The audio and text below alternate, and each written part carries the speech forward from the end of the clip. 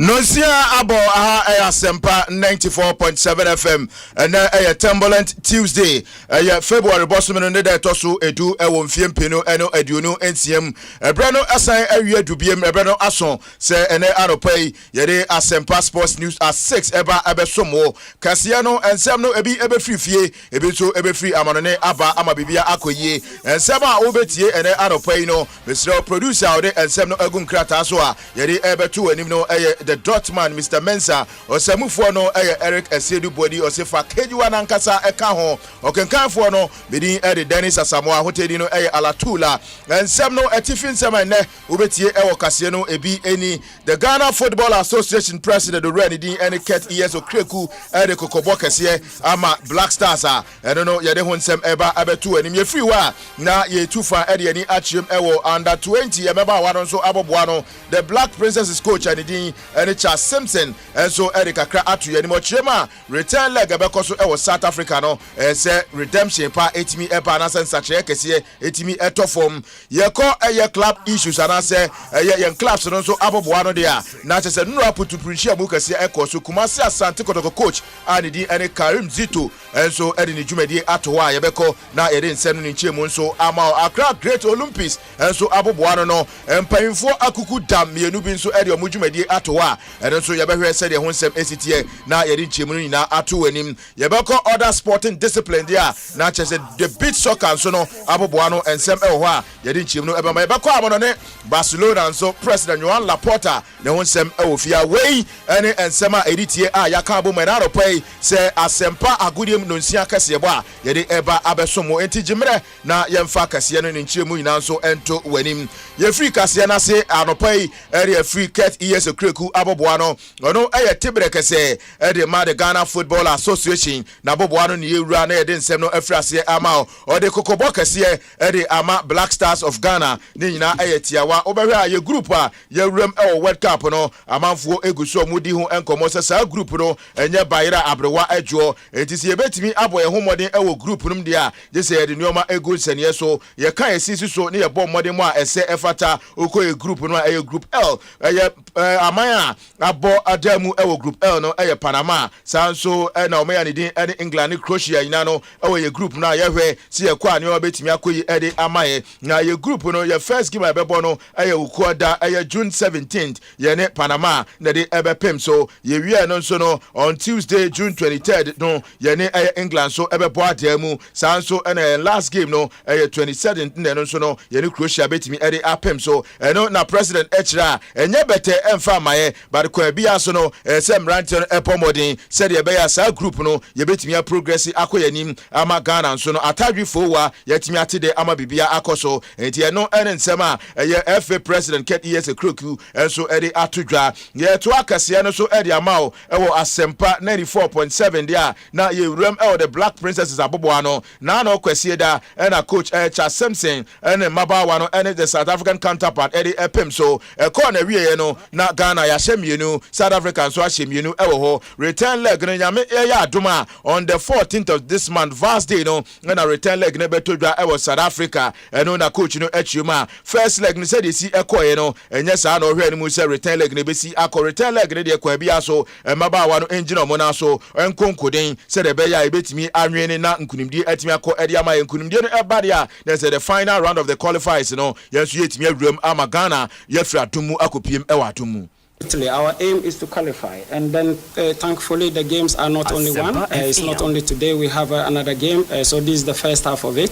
So of course we will play home and away. They came here, they got maybe what they wanted. Now we have to go there and get what we want to be able to go. So we'll do everything we can and make sure that we go prepared. We are a strong side mentally. With any result that we get, that we will make sure we take it with us and we will let it with us and we will let it give us even more motivation to to go up there and then qualify for that. We Ensema Charles Simpson ono head coach at the Map Princesses etudwa medical area to anim se kasie etwa ne ho ebudambales fentem frame na chese uko YouTube dia Asempa 94.7 Asempa 94.7 YouTube betimi amonitaye uko anwa subscribe na o de comment bia o de ba no o de ato area maye yemfiri ho na yenkoye clubs no so aboboa no dia na chese na no kwasie da Aduana Football Club PM Kumasi any Kumasi Asante Kotoko Eddie Pim so empty never FA Cup round of 16 corner we no na idea na Brunsama just you or more you Kotoko for Eddie film ama se see idea na quarter final no echi na nura putupunshia mu so ye coach any Abdul Karim Zito any IMC no esi nkondwa sie na chi no na beto dwa se coach no edi ni dwumadi nyina etimi ato a okokotoko official page wa omo so edi tumo mo de ebeto dwa se ye no kure se papa no edi ni dwumadi ato after so mu meeting no ekọ na wie no mesiro papa ekọ ye no bosume makoma ko edu baako no wuram ekotoko 11 months no ono so apo adwuma edi ama club na enye fedi agrokra na wo hwe papa no ekọ trophies a otimi eji ye ene matches of boy area net say 27 matches no boy o we ni makomako edu mienu no draw makomako edu olusu enum trophies no o GMTN FA Cup President Cup sanso ena Toyota Cup of South Africa don so okoje ye ena Champion of Champions no obo modern etimi eje ye na papa no eden reservation no etu dwa no o den sem kwakra etu dwa na o chiema enso etafa ako a tese ebebo amena ono so eba ye no waye na famu de o legend edema club no enye obi a na betimi aba obeye se adwumadi obedi edema Kumasi Asante Kotoko o baso mteuna alaso ojauna upena sa unawekasa let's put it this way was a legend of the club as I say it is BBC na so nyabu tena munye ni ese muyena the marriage no anu okay ndase na kauda support sida asema myanka pepe go at least we ba hono minya nyawa nyu but what you compare for it's not bad. I'm very, very happy about it. You know, I think maybe I don't know wow. But I'm also happy. I'm very, very happy. I'm very, very happy with the team. They've given me the opportunity and Samika Nyamayo Yasia. First in Namaji, no count to Makupe. And Namaji too. I'm very proud and I thank them. Suppose there's Coach Abdul Karim Zito ereno odini dwumadi no ato se de wote ye mesro opanya ni din ene aya owusu oware Solomon ono Asante Kotoko National Circus chairman ono so ekasa kakra after say opanyin kese ni din ene Abdul Karim Zito ene dwumadi eto ono solonso echem dia na chese nyade animanimu ya no obesre IMC ni se omunkofa coach bia emra omumma coach bi ensom kakra na de obetimi ede omaye no onfo omonye sanse ni da so nkwan e FA Cup na hwiagu league ne kura no so mbeje no eno so boachi bi edin enti se abana saade a yemma obi emehwe so animanimu ya rabat coach aka Abdul Karim Zito ede omobae no ojugu baba se ono ekode a omo nyina so yonwo omo so na Kotoko mfa no ntoma emfra we the imagine no be say na Kotoko mfa no so coach obi ampe coach bi na on shake the money na yambo and papa me say FA Cup na referee no Kotoko si ni na be I can't let him for 8 points between Kotoko media. Very, very difficult. Possible, but we are just saying that you are coach and assistant, no more matter. Also, YouTube bar, some assistant coach. Also, a content from the no, we clear that. Or quite remember, I'm called assistant coach. Ya means me Mr. Kotoko Potesa, and you makuma, and you know nyina some Kotoko. Na edu be ani amanko yi. Omo na me pa mo cho. Se anko yi, mo fanche. Ya. Na ye hwe. Solomon Ofosu Oware NRT ne no yetoa Asempa no nsia kase no so edi amao yewrem ewa Accra Great Olympics oli agwatwe oli Metallic Boys Gengela omonso enoma ensheda enkoye sesi akọ Division 1 omonso no dia that say omo relegation num eho a enye betekra areho sema eba ene say the general manager ene CEO ni nyina no owura ni din ene kudofie no ono ene CEO sanso ena Eric Alagidede ono general manager mpanfo we nyina no edi omudibia ato wa me no ekase no say ye bo Olympics din abata omo ho a enya de say ebekoso yie eno ensem kwakra ngoko Olympics so a eba ntimpanfo afiri we no ye hwe de ebesan ato aso Olympics say ombetimi appoint foforo na odi omo be firim de mudu anase abadum no emre ene nkrabia na betimi a kire ho yenko National Sports Authority nra wo dwumadi kase no so the Ultimate Sports Morning Show Ghana's Myxtro etnase na nkomo ewuram no ewo eye menteme ho ase a sesi ade wokọ NSA etodwa the board chairman ene the director general owura ne din ene ya ampofo ankra mentime ho ase ekoso ne nyina ene se owura ne din ene ya ampofo ankra emma nipa mako edunso appointment sa appointment ode emma omo no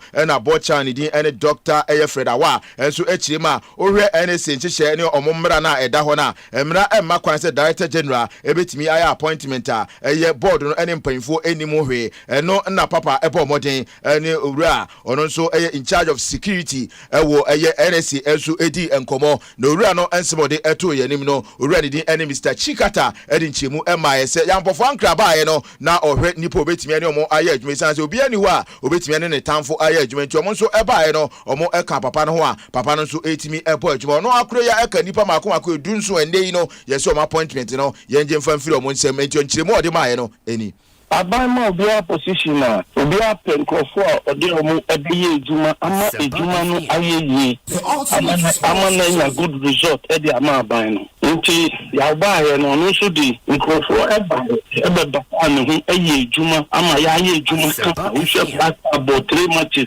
stadium senate ya chisaniama ya dane nyama nim dia akoso kama nti na some first expecting say board wa ba eye shrama NSC ba adia ede misunderstanding the ba nti fa no ye na ye hwe Friday twemu no na director friend so member na bibia ni a security na head of security nti obe friend no ebisa no friend no bisa man say yeah so one year you see on here now and the police for back stadium ama kofona ya wama appointment they were 17 including me police were sure say young and eno aye owura ni din Chikata na hotel nkan no aye security asem ewo aye NSC dia ono na ehwe ama bibia nso akoso uram ewo sefufrom ewo kaseenum dia na chese Benjamin Asare aye goalkeeper ochi edema the Rainbow Boys I to folk bana Nasco goalkeeper of the month na ni din atodwa wa keep aye clean sheet 3 clean sheet ede ama to folk sanso na abrantie anidi ene asiedu kwasi asiedu nso esi akan ede ma Bechem United na Musa Zakaria ono nso ewo Samates 1996 we any goalkeepers miensa omudi atodwa the month of January no ye hwe ne apa ba akose ne modern nso eso ani ewo ho ye ko ensemfo from there na chese one humanity eye beach soccer no ade ya launch that tournament anyame eye adoma the month of May no this festival ebeto from ewo Ghana ha na NSC director didi ene ya ampofo ankra na de nsem kakra etudwa edifa ho de ochemu na ne se ade ya aba abebo na eba enso dia bibia ekoyi se sa tournament nso no on the month of May no ye betimi apa ho ntome beboa youth no ama youth nso no ene omine proud no yetimi ayi ni nyina ede apie na enye ono nko ne kasa ye owura ni din ene Benasco nso eyopayin kese ya ono nso ebutu eye Nasco feeding minds ono eyopayin kese ye Nasco feeding minds ono nso ede kakra etudwa se competition nyame ya adoma Laboma Beach na betudwa ewon krenha ya on the 10th of May on the 8th of May up to the 10th of May no ade a eto form na youth nso no ani ebekọ ho yebesa akire oman ye culture ni nyina no yebesa adanadi ade akire nti ade a abaye pa na betimi aboa ama Ghana nso no ye sports no ya gudi hu nsem no nyoma atimi agina brane aniji sem ema ye say Ghana eventually yenya akonya say ye be host sa tournament we na tournament ndi ene one humanity international cup Ghana 2026 akensia of course Ghana anti Ghana be soccer national team no ebebobi na Nigeria and so ba na amai bebre I express interest or more ba bi ni Germany bi ni England no na Kuwait Turkey omu nyina express interest am person mo ba and the UN resident coordinator no kwase emfa Senegal and Asempa no nti aniji sem ema ye say yenya exai kwenya na tournament United Nations Alliance for Civilization endorse Benasco no Seidu na otie ne no yede amano ne ntem bako etwam ede amawo ewo kasenu mu ede a na se uram ewo Barcelona ura ni din ene Joan Laporta na Juan Laporta president ede ma Barcelona boboku no me no ka se nyame adoma next month March 15th no ade officially Barcelona elections no etimi atodwa na okọ Barcelona nhyehyem na oye president na opese wo san ejina biem dia na chese abato no ebe koso a so de udibia no eto se de be ya obetimi asan wuram na wakɔ pere di bia no bia no na aba ama Joan Laporta me no ka say no ono so edi ni dwumadi ato as president for Barcelona Boboko na menim say Eric Asiedu the foreign minister sansem we na nkyeremu ene de wo mu nyina no obetena se ewa amanane ensem no ma ode ho nsem na ebetimi ato anim yade enna so som no ebesi uguso etie Asempa Sports News at 6 na nede no yade besi na kase no nsem a otie ni bi the GF president Kokoba or the Ama Black Stars ahead of the World Cup. Sanso Ena Charles Simpson and so Akasa area for return leg and Yamaya Doma 14th February Ebetudra South Africa. Karim Zito and so I resign as the coach for Kumasi Asante Kotoko and in Sembia Edin in Chimu Ebrewene Timberland Tuesday Ewo Asempa 94.7 FM Sports News at 6 SO Medino Eddie Dennis Asamoah Ghana's Myxtro your super Simo Ebejinegwa. Now the ultimate sports morning show no Tuesday's edition or the Wumbia Abron. Some of the details and more on Nina Ebrel Obama Kessie to Kosoa na enda Asempa 94.7. The ultimate sports show. Asempa FM. I'm Grusa. One or Bankola Emma Kumasi sensational Kenfaisa. Good morning. Hello, Alaji. Hello, Mitchie. Asempa FM. Listen. Alaji, I know what to say. Alaji, me buy the book. Asempa FM. Me say me buy the book. Oh, what's it? See me back in the sports show. Oh boy, we are there. Tell me nimbo. But what do you want but we are home for?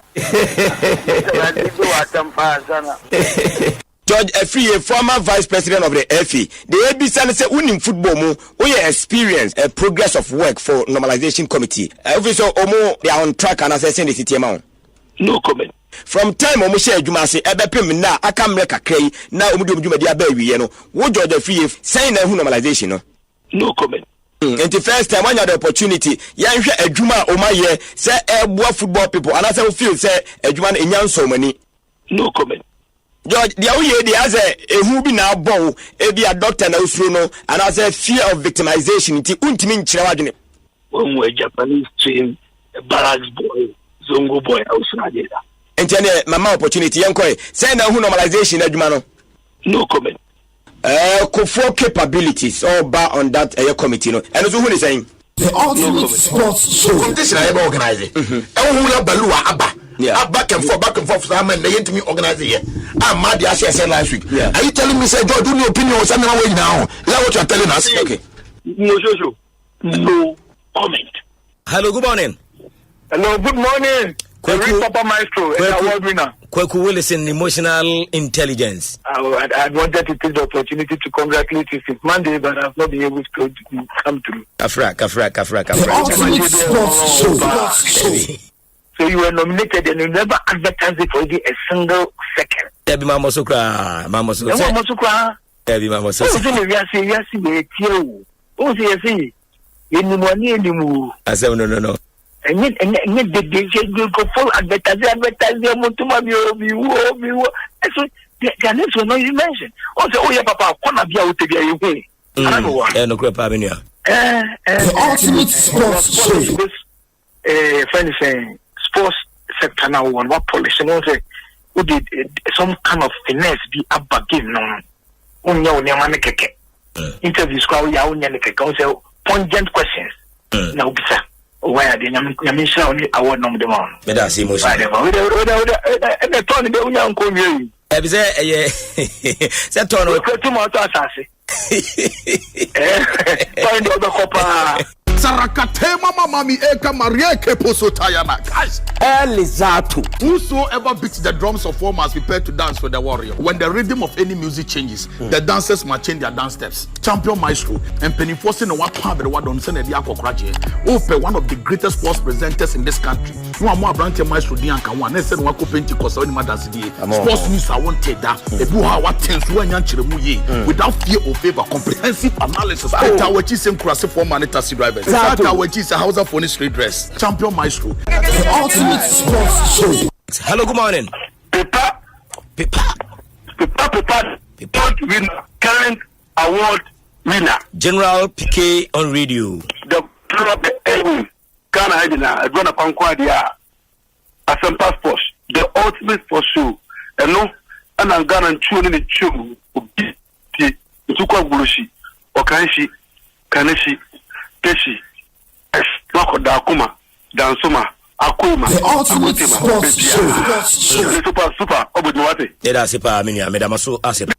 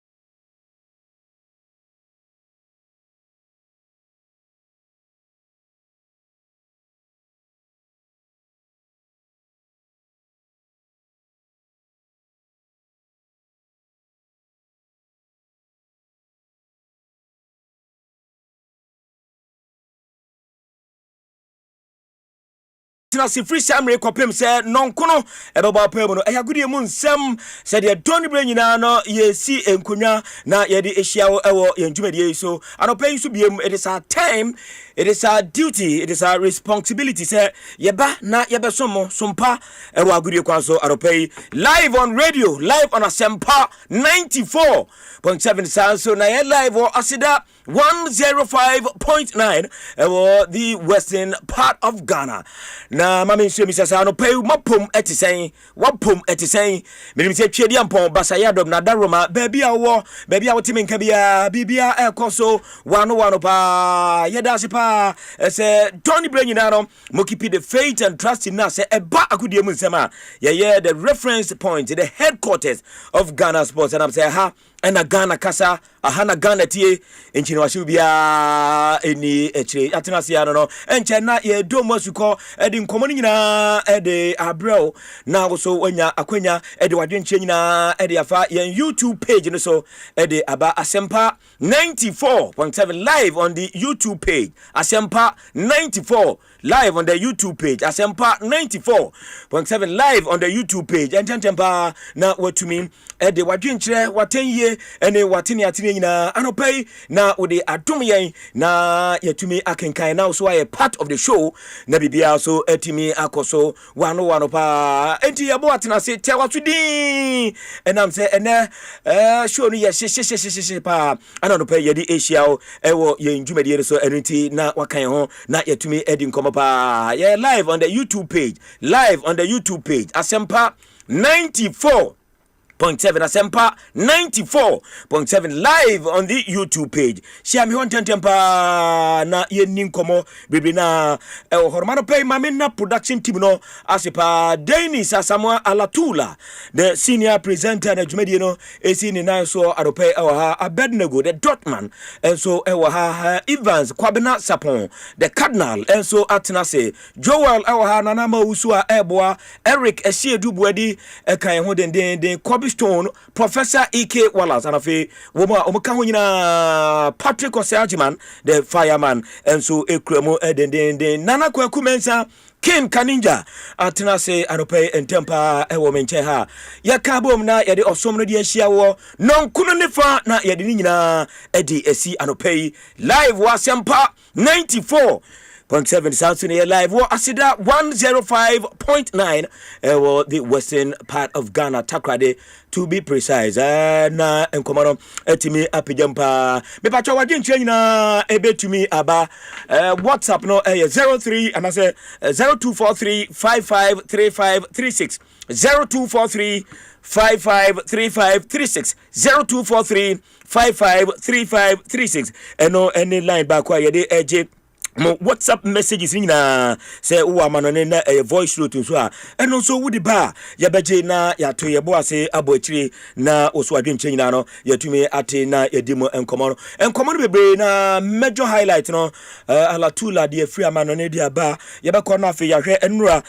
games ba ku mienu a eto form wo Italy Atlanta che Cremonese bono eka mienu maniti mu ba ko ma AS ye Roma che Cagliari ebono eye ekamienu wono so entumi antimu bakokra in Spain Villarreal etnefie ebo Espanyol ekamakumako enan emano etimu ebako that game hwebia a cracker of a game pa na nyasem kuma ye bedimu enkomo na twaso unabated and I'm say in the EPL no games makumako enan to Chelsea ejina kono Sansuna United ejina kono other games ebebe nyina anope ye beremo na ye the latest wo nyina ede aba cup matches ayiniti ene ni nyina so yebewremu na yede sa enkomo ni nyina ede ahia anopai ewo dwumadie so eniti ayana wakan ho na yetumi edi nkomo pa ewo dwumadie ni so but ye sifo mabafie na ya bebobo efie nkomo no. Remember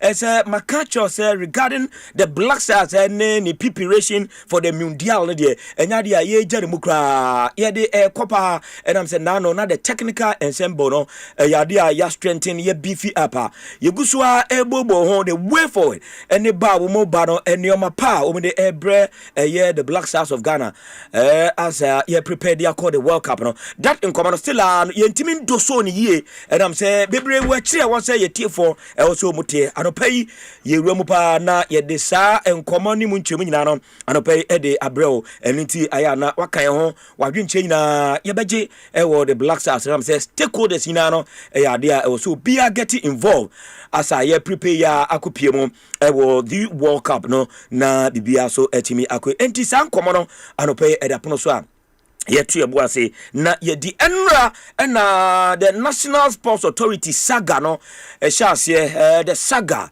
the conflict between the Director General of the National Sports Authority and the newly appointed board chairman Dr. Fred Awal and tawantawa any ayekese pa na meya se mfie kakrani abetwam no eba the NSA the National Sports Authority Opio bebia so here the Director General so here the board chairman na ntawantawa bibrina aba now the conflict abeto hono enye conflict eninu eswakra yenim the reason why minister aye quiet yenim the reason why the president ankasa entumi entuni na ensisa asebinimo and am say asam no take political trend na emu ya yenyan pa say enei ya tete say board chairman aya appoint no say me kira de me jade kira no e de ato 1 year me cause sabbatical leave na ma beje office ewo stadium ho na matena se na ma running the day to day of the NSC na just Director General na adwuma ene yeje entokwa na ni ayedine de ayete say party folks no ene abre yete ene say mpanifo ene abre meetings upon meeting na Director General no ne yo ano no and I say the board chairman no and the rightful person also making that decisions are able ba enei the interesting story a war behind all these stories no yatenasia yatu eboase na yedimu nkomo enti mpanifo a matter in this issue no yade anope e the headquarters yani wo nyina ebedi nkomo na fe ya wansem na ni de yatie nyina yatumi ene mpanifo etumi edi nkomo na ya pe ne pomasibre and am say NSA ya je ne home na Director General and board chairman Director General yaw ampofo ankra and board chairman Dr. Fred Awal enti nkomo no ni so said na enra ehunu no enye sakra anopai san nkomo no eno so edaha kese pa yetu yebu ase na yetumi awuramu edimo nkomo kumasi asante kotoko enra yete hu de kire o say ade be chine bibiasia mema ne enyo nwanwa kra coach Karim Zito wa resign na enkoma e wa resignation achi no eye bebrebe na meeting omukoye ene the time omudie ene the back and forth baye ene sika was krobia etua de ma Karim Zito ene ho arrangement eba nyina ni nyina na manfo akasa for the timing of the resignation no ni nyina anope edaha ye de eba na against house of folk no ama motivation na conform kakra ma protocol ene na chita for nanso for house of folk there menu ka se o se wo mate depa enigi aba na menu ka se se ne be kona wiye players bosome eye mienu akatua na akamu mpenfo aye nneoma nyina enane china player bia be smile to the bank ni nyina by way of motivation o mudi mamrante na ahead of the super clash ebeba so on Sunday enti eno so ye bewremo na yetumi edi nkomo bebre ka ho na yatena sia edishia o ese yen Tuesday's edition of the Ultimate Sports Show. Today, Tuesday, the 10th day of February, the year 2026, the year of our Lord. And I pay yatnase larger in supremacy. And I pay so the yede Asia war non kunefa na yede nina edi si Samuel Kwadade Irenchi and sports director or director bibia and pay edi amaye. Meaning do being Kweku Andy Ghana's Myxtro nie your supremo ana matna se larger in supremacy and then come on yede ni nyina ede bro nyam messages bebre amanfo chese yen no e wo form kakra mesreba monfanche technicians no ye adwuma say audios no wo form ene no wo form ya recognize ni nyina adwuma guso koso den a me sure say enche kra no yade a ye betumi a resolve those issues na fe bibia etumi ye kama pa enti yatena se yede ene de no enyina na ede behihye so ewo dwumadi so yankwai na yankofa ko akrata no moboso no enhya se mfamre o si mabe enumpe na fe wi a de akiri nyina no yetumi ede aba ansana no nana kwaku mensa katachie atrase yankwai na yene Ken Kaninja Monkomo. Can you morning? Papa morning. Na huye. Adum Grace. Baby I fine. Now so Nyame adum. Oba nkra ne. Yes. Hey, Papa. Charlie. Wo kan ho a wo chen bosumi a wodi anwa mo. Eh sa. Ai, oyi nkonya sa. Yeah, Karim Zito na yi se wa na akotwetwe nsem na aba. Oh, se me catch you. Woni ne kasai wa ha. Na wo ka se o mepam no ana no so no de da bia premature na meboa. Ah, okay. O kan se premature. O the team bia. Na se ono team bia mpam no da. Na mpam so. He's a man of his words. Yeah. Kotokwa mpam no. Ba resign. Ana meboa. Yeah. Aha. Nti enkomo wechi nti yebedi nkomo se wo se kotoko nkomo ho coach no ba no wate coach ba o wa ma fa coach dada kotoko afa coach dada oba at the end of the season omni coach na wie okay aha omni na wie omni coach na kasa kure wie aha na anope minim baby a yewra Karim Zito monitor show ni free what you say na me sure say Inoma menya no me de beba no nso obewe interest wo mu a ye bete ne nka wa ha okay papa okay. Because I'm told say there was a fallout between ono any one IMC member okay and impano na in fact ode ne call kotoko team ni mu what the me na say there was a fallout na Karim Zito feel so we do say nye we bia sa what you say but say nimpa na fan World Cup anteni na didi mu ma enoma na ba bedu baby edu ya you Karim Zito si David I mean in the level of coaching and 1 year now I give 4 trophies ama kotoko there such a coach you don't give him ultimatum there be but no nyesa coach do say one man 4 matches ultimatum say olusu say what do you mean nti odejuba na to nti yakoba okay san kobani na me de beba na oni baby a coach the free ba wa coach kotoko da o sesi oh papa na wonu ye kwaye wo ye osisi baba no sesi ebusia na wo na wo ye no kwa na ye wo ye dada papa ha ho. But Karim Zito is not a bad coach. He's not. Say no. Me kai say no ye bobo so ha. Ama okwa na wo bisa me say Karim Zito is he a bad coach? Karim Zito is not a bad coach. But I don't understand what you say. And me feel say enwa me point no clear. Say kotoko they be the targeted people.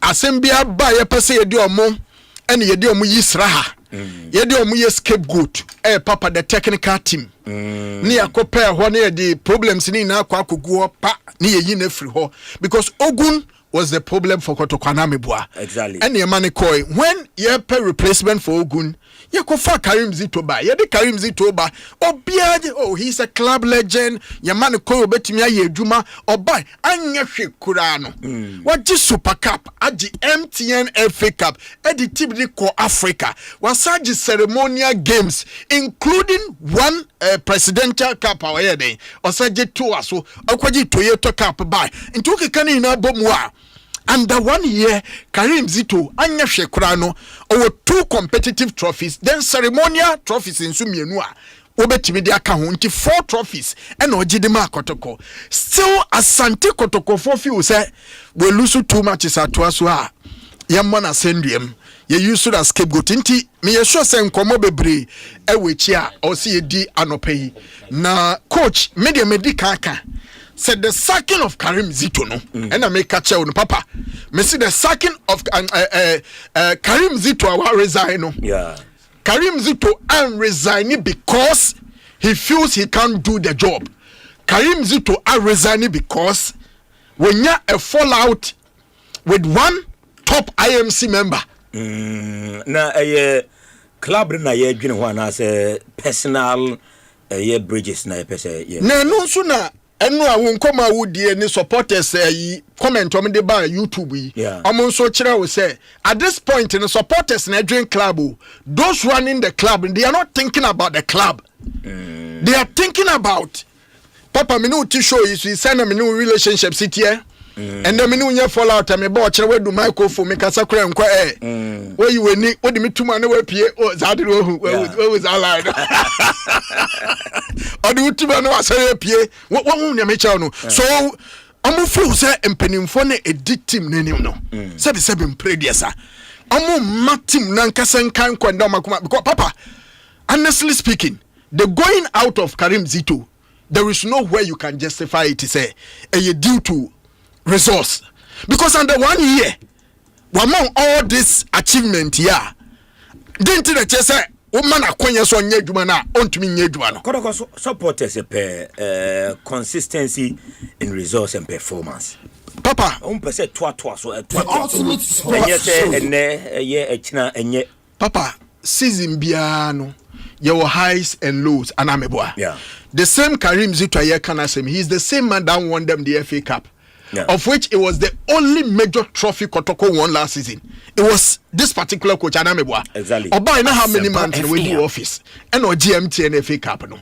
Again, this Karim Zito ye kana semi yenhwe kwan Karim Zito fa so a ode Kotoko share ye kana say baby any go stars right in the Super Cup nim or share baby any go stars or G Super Cup no edisi ni na so.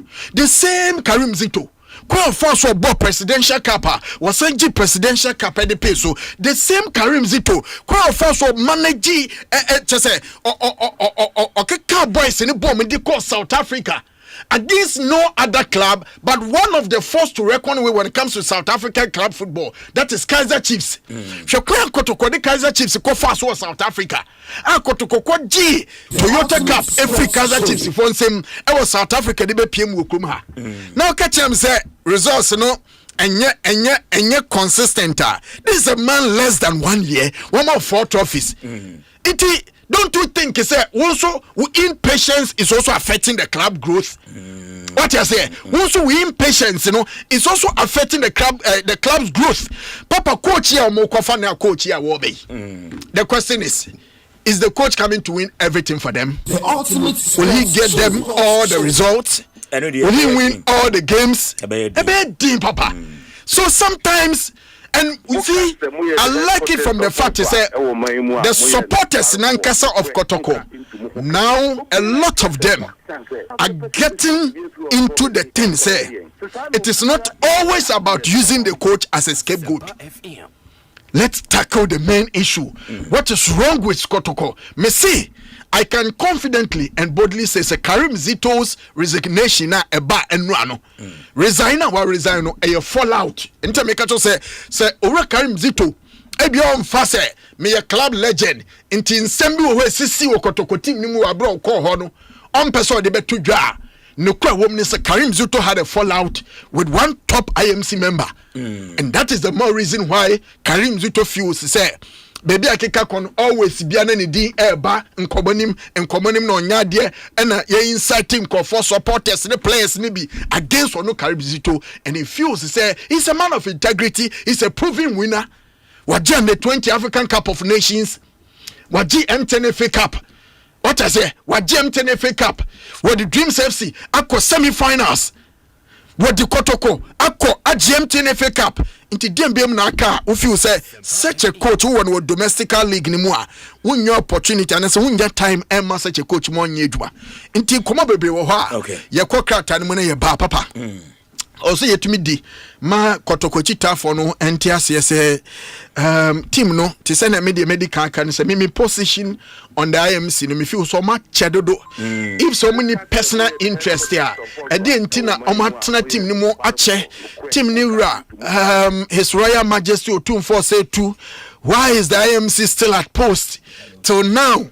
Because you feel say nankomu ye interim management committee in the interim basis omo behwe estumulane enwama, and when the dust settles omo the team no ebe a competent person sebi imprediasa dream more about football administration. Na our influence here the team ni Emmanuel from the administrative aspect down to the last man. Our kotokono na nkombe tumi atoto nyoma, but still enimpa nan emiensa enum.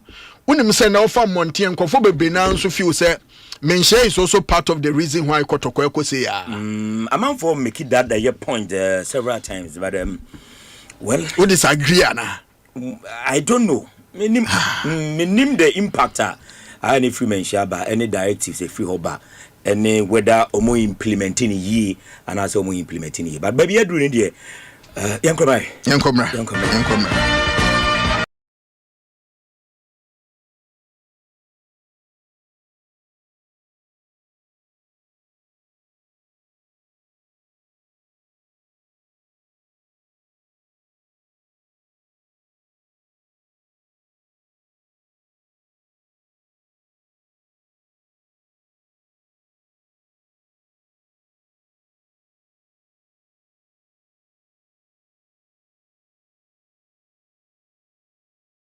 Daily Guide newspaper, Tuesday, February 10th, 2026. Front page, the Daily Guide.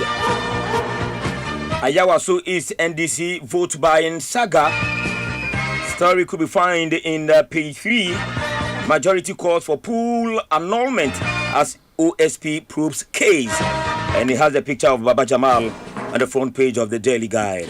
Papa Daily Guide ko waka tana no pay what aba enu a yebomu e de che Ghana force abato a ekoso e wa yewaso no akofa nchire show bebrebe e de aba ne no na majority ewo yemra hye ebedwem no na se omo e kire se enoma na ekoso a yewaso no sebseb producer air time pa papa enti ebeya ankobu ntwem ne yewura Baba Jama ene ebeto just say you declared so oye winner no yentwem say seat no is still vacant ne anasa da so da ho ne enkope kwan pa ebetumi afa so na yasan ato aba no nso ebiem. Same paper, the Daily Guide front page, Gold Board CEO honored at RTP award story, page 3, Sami Jemfi picture insert front page.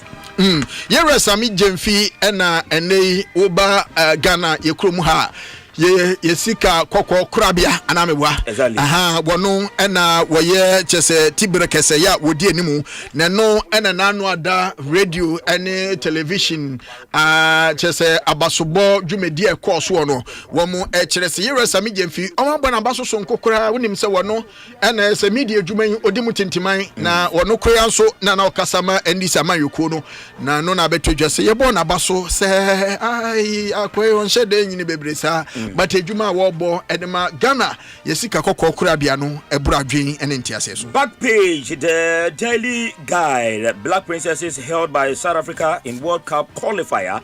Zambia eliminated Ghana to reach futsal AFCON, and the final one, Kotoko knocked out of MTN FA Cup after penalty shootout loss. We chese nano matches ye boy no krade aka ho asem dada se Kotoko wentumi anhye duana ne enam soma coach no arezanie se no de onye adwuma ma yempamo no da nti a gentleman's approach no or the atum etumi arezanie de free when afi no Black Princesses nso dia womo nso ene South Africa ebo tutu no eno nso Daily Guide ko wakrata no back page omo ediaba ene anope. The Daily Overseer, credibility, fairness, front page. NDC government face crucial test as vote buying probe report due today.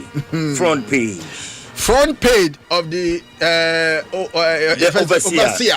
Overseer ko wakrata na diaba ono nso ka ayewa so abato ye course no ena wo ka ho asem say ama ndis amanyoko no ma ye fi say eni nyina ehwe wodmo koyo mbefa so a eni asem no ombeka kosi ne no ena mpanimfo ye to omasi ho so omunye hwehwe mapa ye fifi kote ya wo ye secretary ana wo ye secretary ana general secretary di ma ndis amanyoko no fifi fiave kote beboa womunum ehwe chire so metumi aboa ama ndis amanyoko na ti omho ede free na yekoto aba na ebi mu we influence ni ade no womu etumi ama perpeyo ayedwuma. The same newspaper, The Overseer, page 3, Rose Minister blames Asenso Boache for delayed Swami interchange.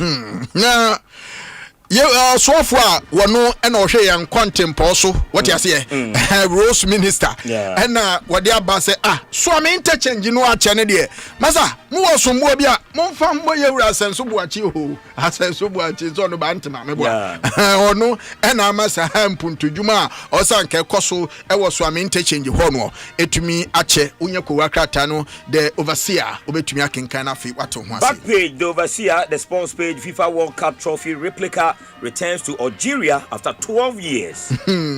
Na ukomu a na se back page ho nso wode aba se ne FIFA World Cup trophy no ne ya na ye de eya hyensude ma wiase ne hu se wei ene kuruwa ye kopre ho e wo wiase afa na nyina no eno akwakodu Algeria ya de overseer ko wakrata no nso e de amane bo aba ene anopai. For more stories log on to myjoyonline@domonline.com and catch all the updated stories live on our page. Wopa de ekọ ne eba ne ditie ene ne enkofo nso eka wonim se ye de to ha na se apai ama obi anya ne de eno ntu betumi de wani achemu ewo myjoyonline.com and afa domonline.com na no pay enkomo a ekoso ne nsama wodo a enenam Ghana ne ntwio ene ne ntwiem no nso nsanso etimi akabi.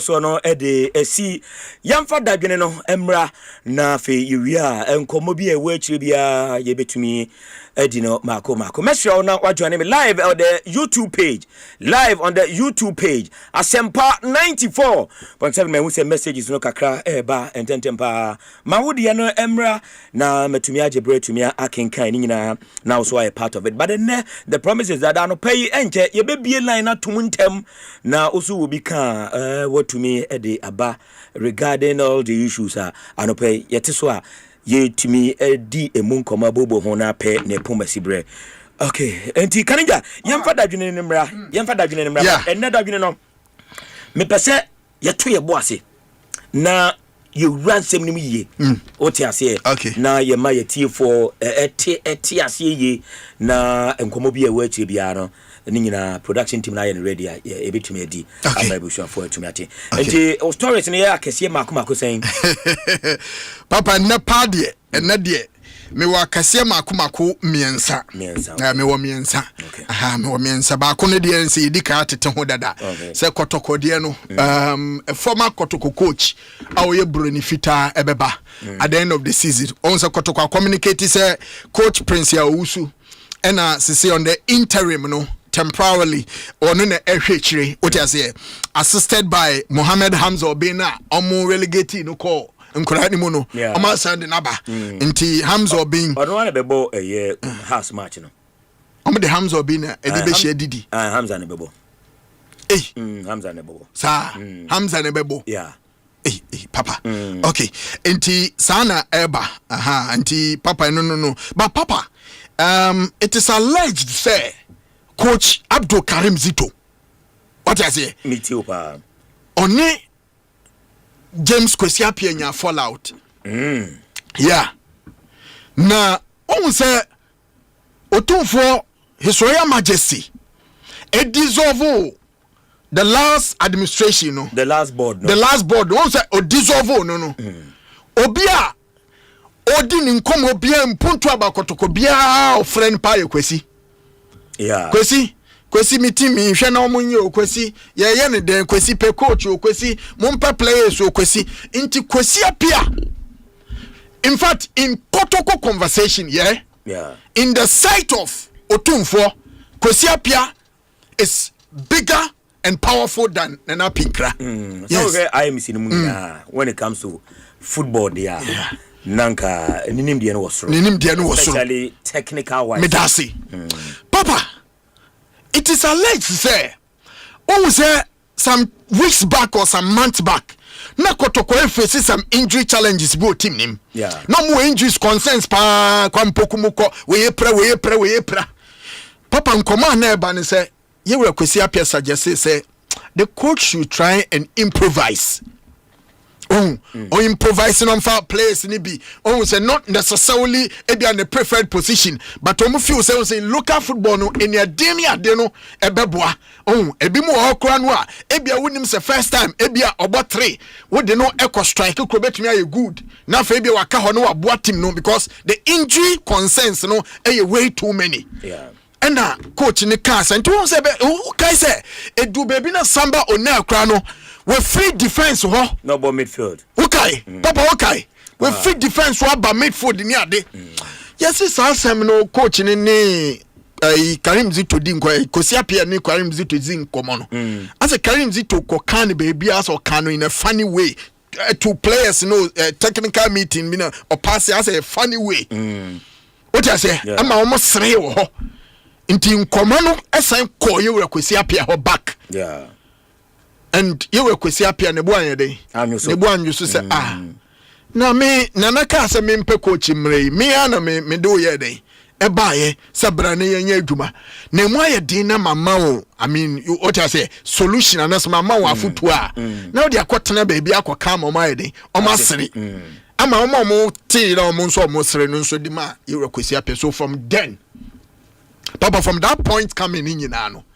it has always been a doa so between between your Kwesi Apia and your Karim Zito omi e Kotoko colleagues omi former player absolutely obi atiase omi na former players but I yet to say coach no ehun say your Kwesi Apia bo nyu so say baby and status etie what I say any baby we do na ube putting in that light ni there as a bonus as a oma players ni hu no as adwe no che na mu ha sa na opesa wo kire say me no baby am na mu mama adwe kire say opesa wo che say adwe na me che na mu ha enu anu no enti papa sa ko Karim Zito aye adwuma ni na Kotoko ni coach edi nkomo o mo ne broni fitedi nkomo broni no ofi Croatia obeba krum ha broni no obeba krum ha obeba at the end of the season omni broni no akasa Kotokwasi omu ni sika bebre ntino the coach ni kwa they won't give the coach more than $3,000 yes coach ni man more than $3,000 ama coach na agree say obeba coach no agree so obeba be coach Kotoko at the end of the season now then mantem now or train the end of the season Kotoko for so at the end of the season because person bo season ni wie na omo start on a clean slate no ahye ne bibia so mfa brem nkomo bia no onye na dwuma nti coach na dia tom ya coach no onje more than $3,000 and it's just nti coach ne so kwa request for upfront payment of 3 months what do I say? To a man upfront payment of 3 months. Into Kotokwadia to in fact, how many coach now agree? BBI set. Okay. Our coach Bronifita into next season. Kotoko Eddie Bronifita coach and a backroom ha. Almost they are sick and tired of it before no man instruction. No, a quarter baby the instruction here day. Didn't come on. Now it's almost kwa inti omedi broni and eba inti and only by the way of nkoma media made TSA free Kotoko camp here eba yeah na say Kotoko players ni bi nso am salary nsem na ekoba no ni na no mso mehwa aka sambo na mu ina no yeso ma communicate am o nsem asa ya kosora e bia $2,000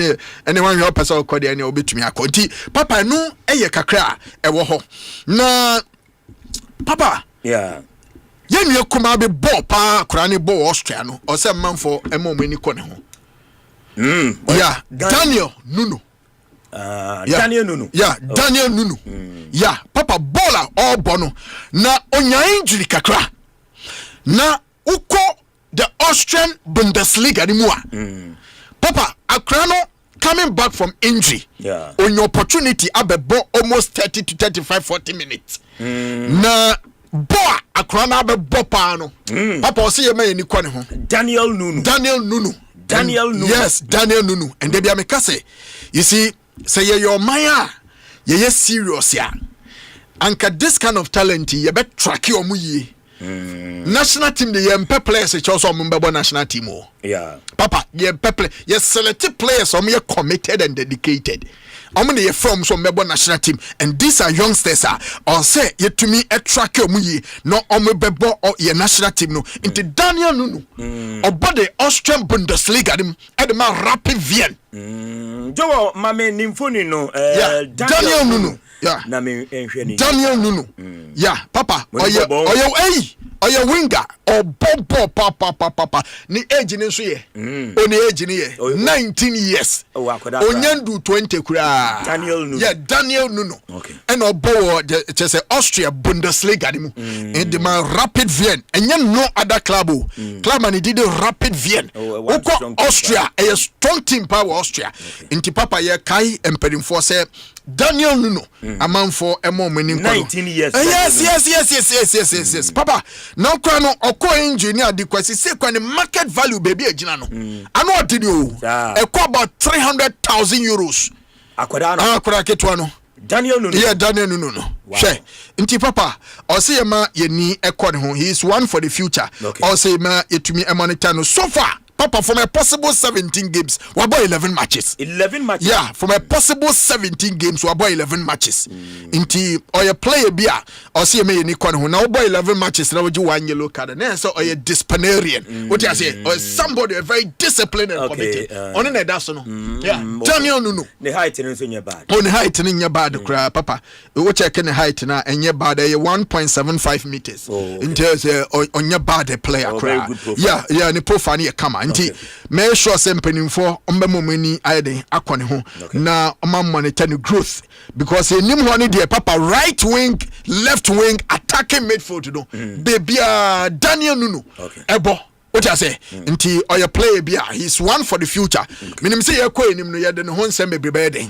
ebeba very well now back to the main case okay at that table so papa eno na beto odwa say National Sports Authority board chair and director general enya entawantawa kakra na ntawantawa no manya ni na say you revoke appointment the director general aye yaw ampofo anka aye no and the newly appointed board chair Dr. Fred Awal revoke sa appointment no and I'm told they say about 17 workers and a year revoke appointment no at a go na yashe nyomum ene ade papa now on the back story nene say amanfo bi eden komo ba say there has been a communicate to yewa ya mpofo anka okay say appointment na oyeye no oni sankrofo no enkasa na terminate appointment because for due process na ye den such appointment no but what I say so communication no akọ yewura ya mpofo anka ho dada say appointment na oyeye no enya appointment enam ne kwan so nti man the deadline of us about 6th February okay say only vocal appointment no because as the new board chair and the new board members no mabano also mo hwe no mo streamline nyoma but yenya logical reasoning kakra yenko yenim now we are with the story no e dia to aso e dia mame president appointee yawo ampofo anka earlier ne boa mpacho ane after a week or two ni deputies so ya appointee wo mo now those times ni nyina no na ye appointed board chairman there be na board chairman bia they appointed board yeah until after 10 months no and board chairman ya appointed no absolutely absolutely and just say time your appointment ne buy no I was so ye adwuma na sense so ye adwuma also ye adwuma enti na him for no do be ye adwuma about me so be appointment because what kind the Sports Act 2016 no family man yeah oko section 11 it talks about appointment of the director general now in fact director general and then the board chairman of the National Sports Authority, they are both appointed by the president. Exactly, yeah. Inti omina no 2 minutes de omoye den e ba ye. Now papa baby a question a obisa ye. Yeah. Me pese me you ano the functions of the Director General. Now, who call the functions of the Director General no a? Or say the Director General one is responsible for the day-to-day administration of the authority and is answerable to the board in the performance of the functions under this act. Na just which remudia ye ba the NSC honoma ya wampofo ankra wono na ye debia the running of the ye NSC no e shenensa ono na debia shenensa ye be ye parking ye se qualify say ye boy nyina obe oversee say bibia eda no kwan so bibia wa report the ama board no okay. But in this case board ni ho enti won ye adwuma enti ya mpofo be ye adwuma but he doesn't have any board to report to. Oh, okay. What I say o say na yina me boss no a wa kire mu no eye no ma mienu me too pa ya mpofo is responsible say the moment oba azumu office no also share adwuma ase. Yeah. All year Jumani and a board or what also didn't report here a comma board. Okay. But board in he doesn't stop your Franca from working. Okay. Per Newahano. Then two no or say the board chairman the Director General, the Director General is responsible for liaising with authority and the minister with a view of ensuring effective implementation of this act. Okay. And shall perform any other functions determined by board. Okay. What I say? The Director General may delegate a function to an officer of the authority, but shall not be relieved of the ultimate responsibility for the performance of the delegated function. The Director General may delegate a function to an officer of the authority, but shall not be relieved of the ultimate responsibility for the performance of the delegated function. Like I said, what no nebe we a worker na so employee of the NSA or no nebe ma directives as to do A, B, C and I say adwuma bia what the be show no or that right say ultimately say adwuma no e ma now to me e perform adwuma no me da say nti wo hwe nkomo ye wo hayi ena wo hwe senior ade sitia and in fact papa wo ko back ma menche another one wo ko back na wo hwe the governing body of the National Sports Authority, that is the authority, the governing body. Yeah. A starting war, the board consisting of a chairman, what I say, and a chairperson, and son about the Director General appointment under Section 11. Then the director of the National Sports College, so in this case, you know, if you blame you blame the government, you don't blame your Anka. Because the government was supposed to have constituted a board before the appointment of the Director General. And not the Director General now in common sense what I say maybe I want to also side with the government to say at that point no pressure our system qualifiers are buying us obi to me running NSA no effectively. I mean, results because Ghana was at a point here. Na baby see a kind crown na your problem. And for discussing NSA negatively and then Ghana and so enya negative emphasis no. Interban sa o mino ebe tutuma America and abano yes to make sure or this somebody or competent ebe to me that immediate effect. Okay. Aba and odi ampofanka buy. So papa say okay kan here unless somebody want to do another interpretation beyond what this particular act say there is nowhere in this case na ampofanka wrong.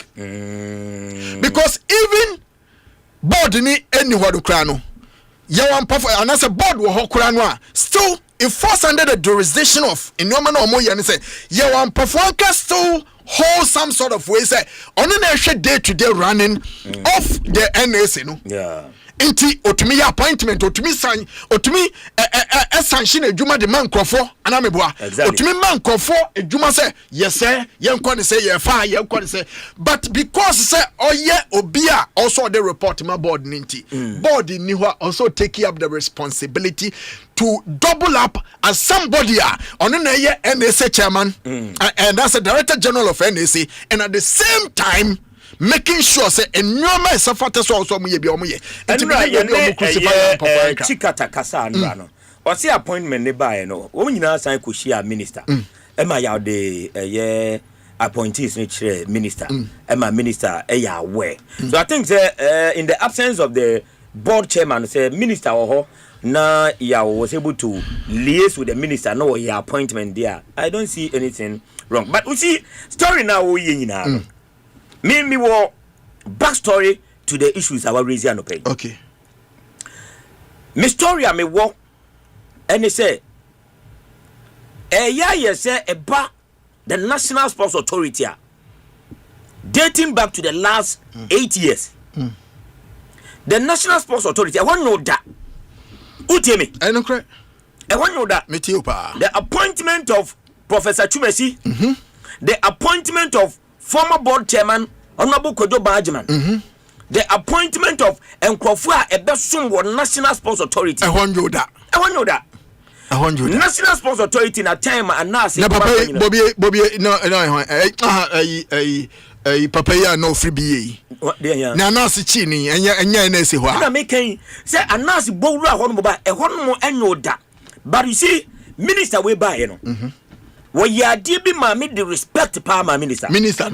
Minister we. Okay. Ne respecter me any one ho anase me man no pa no eye ekwan afa so a opposition the National Sports Authority.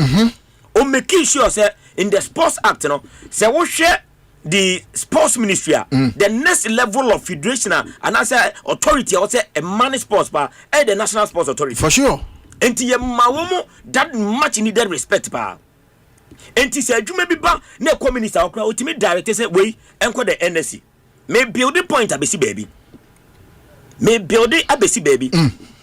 Professor Chumesi obe mismanage the National Sports Authority and ye can National Sports Authority can ya yanka the Accra Sports Stadium. We are talking about the facilities.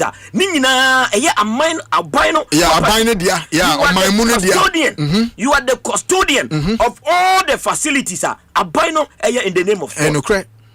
Into kota kwadi esipon a we are National Sports Authority Director General why you there Cape Coast you there oko Kumasi you there oko bebia ko forudua bebia buy property bia no you are the custodian and emphasize yenti memufo ye person ki yenya yehu ese ye recruit from the facilities National Sports Authority no e man no enye bi ne yehu it has been mismanaged since day one.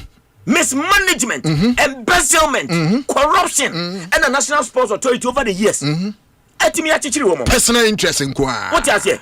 Enti ye ko sports stadium near ko hwebo obekọ na wura Johnson Dema e watantan obekọ na ye Johnson wo enkwancha ba bia park cars obekọ na baller esumo under Professor Chumesi time. Yeah. Me ba jo tie me. Me tie pa. Me build the point. Papa me tie pa. Ye tie. Same way na me need interest. But I say gradually may your interest because of one aim. I say your facilities, no. This in Penifua, ya dia show me saying now. Over the years, omuba, omubi disi personal interest in no facility, no. Now tete. Today, go to the Cape Coast Sports Stadium. Air conditions, ya wo nyina. I say, a car, ye jadia to Cape Coast Sports Stadium. E do baby crack, can ya but in the same facility, ya hostel wo ya was shopping mall ya was restaurant nyina ya dia rent ya dia man krofo ya dia rent amam for jihuska say ye bobo wo Cape Coast even the groundsmen ye adwuma wo no enipa wo muti office of National Sports Authority wo mu do so chen wo mu a wo mu ye park ye wo mu ye groundsmen but ye nim say facility no de enka grounds pa and we say wo I was ankeri pa do so what you say into over this period no amanfo bis abe miss manager de no embezzle fund just like that yeah and ntina mark Professor Tumasi to me, a man got the public account committee. And him, no, I catch him say, me were a year pitch panel. Ntronkwa. And Tumasi time, no, the honorable set Boyo. Set Pangu. No Pangu to Obi.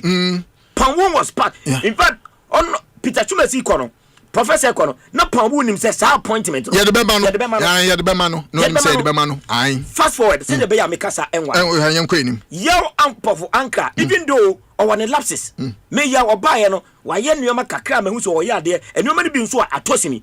But truth be told, say ye pewobia, what by your transformation ever the NSA. Yeah, ample anchor. Very. Because at the critical moment, you see you never be more much. Ye do baby kwani ko kepkos ni ko tutu flat light no ni ya bank do baby na Frank Boahin green grass technology ona ya musini so na ye penti because ye pese ye qualification ye nya hwe attendance ye nya ye what you say hwe adwuma ya wampofo ankraba ye wo bejeto no so me say se nenya yaw e na wo ye media friendly e na wo ye affable wo sa yina enka wontimi nye.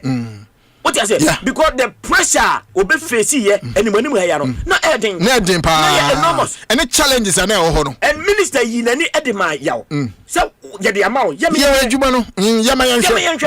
you jaya kodano ese onko and onu ankasa within a dexterity e tony bo ase e ye nkakran na sebe o appointed director general na adwuma so qualification expectation say your park be qualify ni nyina da no so a etinka obaye no onfa ne nsanto ne domini fam say ye nya board chairman ntimi nya appointment ye nya adwuma board members enti ye nya adwuma anka Ghana for be roasting alive yeah mpofan ke be roasting alive. I agree what you say. I agree. Now fast forward the president of the republic in his own wisdom, because the sports manifesto committee you were the chairman, Dr. Fedawa who could have 2 doctorates, we a lecturer. I will go. What you say? What being, but a new qualification and I will be your exactly. A year 7 government appointment because of the interest of war politics. Any service were rendered to the party. Until the amount of appointment. Yeah. And yes, I didn't go classroom.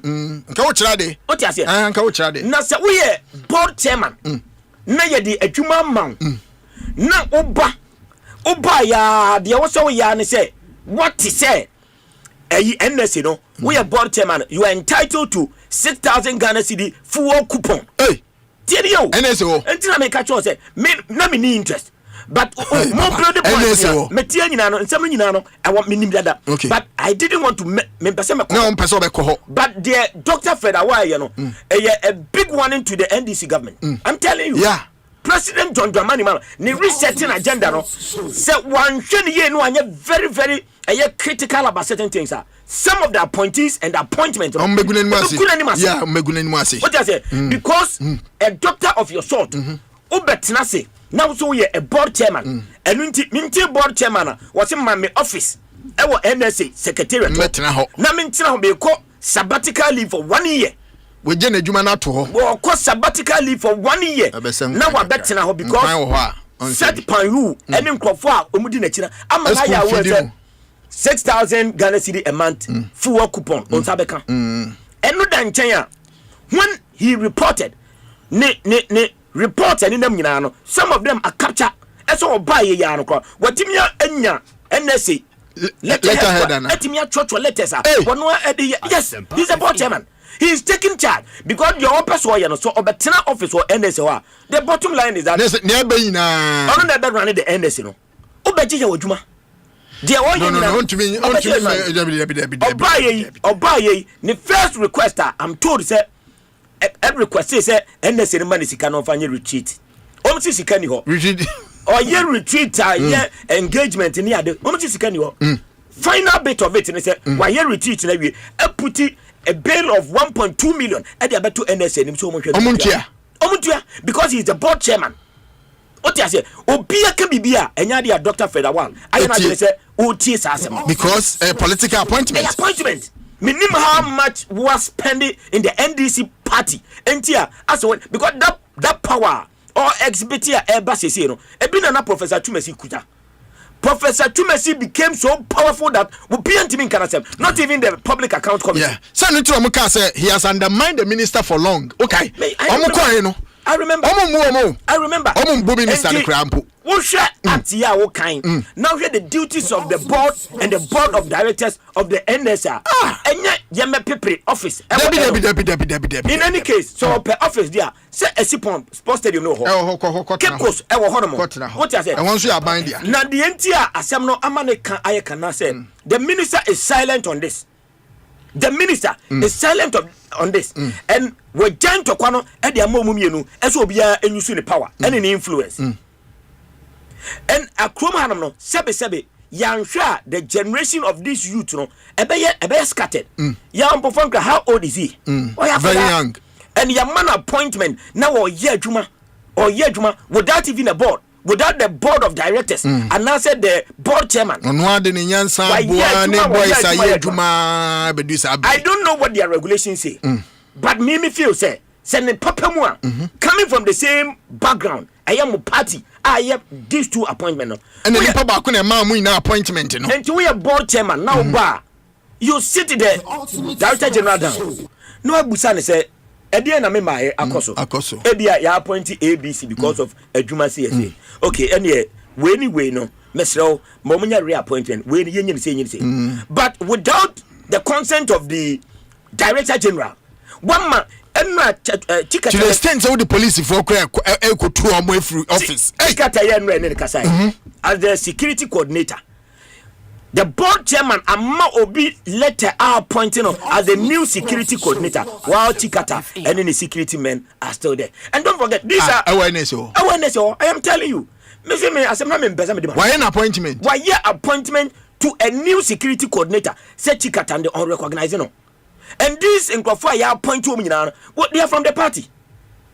They are from the party. And Tikati Meka said, "Want to mean a town for Yedman." Oba. Also buy and also be for young for their head because also be the and yes, I also them as enemies. What I say, I agree. Those issues about Obi a contract staff and the money department and internal matter. And the internal you can deal with it. The person can reapply. No man new directive, new role, and the but a whole board chairman, as a man of office. Within the conference of the NSC. And then so be day-to-day running. Now what this sabbatical leave of 1 year. Now a better officer. As I may be yet running because set boyoyo and I said set mamunum ewo mechi umatina NSC order. We only the ins and out. And so they are directing Sikashaha. And so as a board chairman, you are becoming a liability to the NSC. Exactly. So my point is that why the minister and the president of the republic will sit down on concern. Okay. They should call them to order. Exactly. And because the duties of the director general, the duties of a board chair, board chairman, you don't have the sole. No. When you say disclosure of interest, even if a member has interest, a board in the pass you, also board in the that is exactly the chairman of the board and then can say on to me take his sole decision to come and do what he likes. And so also board and the board na man appointment. And board na man to me. So on metna office. Board na just to say also in your office. No, but apart from the what does Dr. Fred Awa no kutapa obetimi di run the NSA. That is why in the wisdom of the president, one for one as the director general. To see to the day-to-day running. What Waba said, go and chair the board. For what dream bra? And Timu puti and Nyoma together. No more about they implement it. You never implement it. No, I Monamudi are journey banner you implement it. You guess about attacking will be implementing. Na yet to crop a crop me say a gun and some multimedia board chairman of multimedia. Na and Newaba a boot in office as the general manager. Kenan sat in office as the COO. Now a bassa Kenan sat office and mamma bako and chain. Na me metra ho. Na me run because I didn't make sure my brother chilenti me call 1 year sabbatical leave. Na me better. Because when you will be our insider, I formally know office obenya. No buy say workers ni na. Obia ye appointment o me dey na ye revoke. Woman you to sebe ye NDC for. woman ye too many chikate ka say look at the number of years I was serving this party. Exactly. And it's about no party folks. Now person say say break. This is not how you should go about it. Yeah. Many different things. And to me, I'm only calling on the president of the republic. I say, and yes, Sanka Assembly, a CEO gold board, Assembly, I can say a CEO gold board, not the CEO of gold board.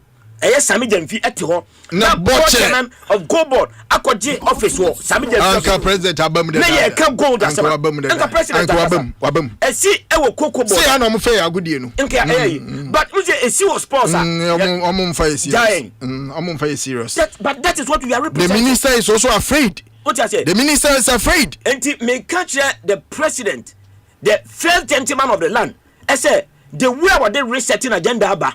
And the time a choir ya fasu smoothly and your qualification the time the support or render to sports the time and this waduna or work for infrastructure development the time sports bill ya pass it the time and you ma you know go down in the memory lane and the history book of this country said or buy one of the president or buy sports down akuma so yeah but say one you careful na sir NS sir NS because cars a packet power play cars a packet when you na womuti muska enti will be able to teaching abetna office abe run because of you say a didi ho because your man assurance say one day you become the sports minister enti no anya ya your man board chairman come and overrule power drunkenness board chairman you bring everybody together tell them director general okay this appointment mention them huni we mention them huni can we do something about this or can we do this after no waba obi abetna on 9 good months about just December 1 month in time. This is the imposition ever a sign of say bibi because bibi because that's true. And before the NDC sports manifesto now what has been honorable awa Dr. Awano ni impact yehunu baby was sports and said the ya na man for kana e say e do sports sebe previous sebe previous ne ya power bia e so me so ubetimi ya power sebe obi wo engineering e so nkoye the finance minister you can't you can't he's going to learn on the job you ntimi empower obi a oye agric specialist emfa nko ebia health ministry no emfa nko say one quite the director of ABA the Ghana Health but a true sponsor expert a true sponsor your appointment in sebe bebre na ye as a horizon appointment as a the market as a sports in there and you brain you as a reward package B reward package B on a chair NDC for almost sports committee no manifesto no muchure no on a chair no per minister sports minister and a young for sports minister mano na be NSC and to NSC ni there say e honey betika and immediately the minister responsible for sports and recreation Honorable Kofi Dia also me attending ka matter we mu set up a committee on made na dia kosu mo nhwa asem no mo set and now say His Excellency John Dramani Mahama the first gentleman was say one in the chief of staff two men asi wom hwe work up na so ye work up ba and nanu ya bo qualifier Black Princess hwe the stadium ne yesterday aye goma enti yem pempenimfu a wo mu mfa ntokwama bo ye be prie ye wo mu ye ntokoi opa ma PAC and set it up public account committee obehu de ntia sa na mo yi na eba after 1 year obehu after 1 year after 1 year obehu enti kroma ntia na mo ye kukuru appointment ono ani interest pocket interest first and then sports the any aye ha adwene o any aye papa ha adwene pa ha adwene and one last thing say and say ya ampofankra okoto to that pressure debi said the board chairman no or that powers on Trump the presidency so person revoke the appointment of Yampofankra as the director general so no na efa na in fact wo krata ni mu say ada we okan menhwe say mehu ewo ha ada appointment ni bi ewo ho appointment of other staff the president shall in accordance with article 195 of the Constitution appoint staff that are necessarily for the proper and effective performance of the functions of the authority. Inti, and I say boss, if I say board chair there. And you know, be revoke appointment, appointment for flow. And you are buying board chair. Our chief operating officer. Look at Nancy games, abo. And go for home here, Juma. It's not like they are not capable, but because would the board chairman open interest in appointment? Or take camp. Or take camp, no. Not Ghana. Or take camp. No. And moi, Papa, moi. All these things are some of the things aka yempunto no ashe. And moi, me raise this concern say, you see, one problem you will come the political appointment that we do to please party. If I say food soldiers, you know. Well, thank you very much. I mean, these are the things. And we all know how the previous administration, that is the MPP, senior, the director, if I say the director general of NSA, became so powerful to the extent say, Onwa, according to Emra, yedi a good deal Kromhano. Also, can take orders from the minister. No, no person minister no for orders from him. Minister no do be so on Cape Coast Stadium. Uncle to 20 years and blaster match here. Na NS no director general and so the need and so the match. Professor Chumesi, and now you say calf the stadium inspectors aba and check stadium. Chumesi so on Tiasi. One kwame Benya, meanwhile. Regulations in the requirement in the measurement the stadium renovation or part 1 you don't know calf of what the boy was stadium no and F4 dia and your calf dia and you won't allow.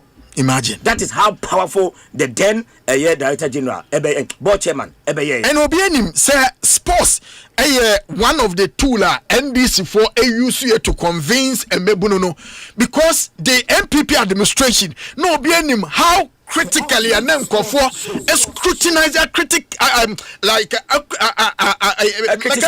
criticizing NPP Amenyokono simply because Kwamu Faswa na manage state-owned facilities ya good you know na any crime paso na say emfa crime paso into no be him say kwaya NDC for be faso manage state-owned facilities you know will also to some extent will come under proper scrutiny, whether positive or negative. No, it will come under proper scrutiny. It will come into the conversation. And now me know what I say. And now me boss now say, true ya Mpafuanka, any sports minister, now board chairman anyhow. Oma ye juma to the stand say. National Sports Authority, no, any state-owned facilities, no, and there's a negative conversation. Adiabeche NSA, yes, sir. Adiabeche Ubia Kodisika, Adiabeche NSA, Monebra ye, and no one now it has become a thing of the past. At dainty, ye pese, yes, saying, Eddie Eko back. Ama nsembi say ye nsemfata, Eko bo bio ye dumana bem. Because we are saying now. Yampafuanka na bemunya bua. The only way out is to resign. So man penny when our mama appointment. Under Chumesi, a brand new car, Toyota pickup. That's yeah right. Under one board chairman. And he said, "Yama board chairman. Sabe, you can do your lecturing. Oh, chair wadi. Ukuta doctorate me no. And he said, issue banner board meeting. You come and then you go. Open office. Sabbatical leave of 1 year. At the end of and let's also tell Honorable Seth Boyoyo. You see, issues in the minimum why the power play in this country is becoming too much. Okay. And now no, you call Ayawasu. And one is because the politics. We are power drunk too much in this country. The politics and political appointment, you know, and as I say, I'm a leader, sir. We are painful professors, doctors, lawyers. When you know, say we want to name the any baby. Dirty politics. Your appointment. Because you have to obey Uncle about 10 billion to go here. 94 years in Quasen Obenya. It's all Bobetica. Obetica. Who jai lecture to Abeji office for home because who buy we are retreated at 1.2 because who tried the assets can Emma. What a bell abeto as a woman called coffee sicano near Fametia. Why? Papa, the sports minister cannot sit down concern because all these two people are more NS, you know. they report to the sports minister. Inti yen call it on the sports minister say as soon as possible on show some sort of responsibility be what you say on you responsible enough to step in this conversation. Maybe why any day? Maybe last year for instance na yam pese be kan okroma. Last year was the sports minister not fighting your for anchor. Was he not also doing things I will say NSN and follow under them, so I say directly also na sports minister any moment na say juma no. The sports minister went for inspection at Babaya Sports Stadium. So Koshe and Normal Sewo and how we can do renovation without the notice of the NSA boss. The NSA boss was in Accra, the sports minister was in Kumasi, and the sports minister had already liaised with the NSA rep in Ashanti region. What the Ashanti regional minister no more koto Babaya Sports Stadium. More Koshe and Normal say ya one perform cannot director general no wahanwa. He was supposed to have received the information before and Kobama directive. What I say, Aqua Koma Ashanti regional rep of NS and he say, me patrol minister is coming.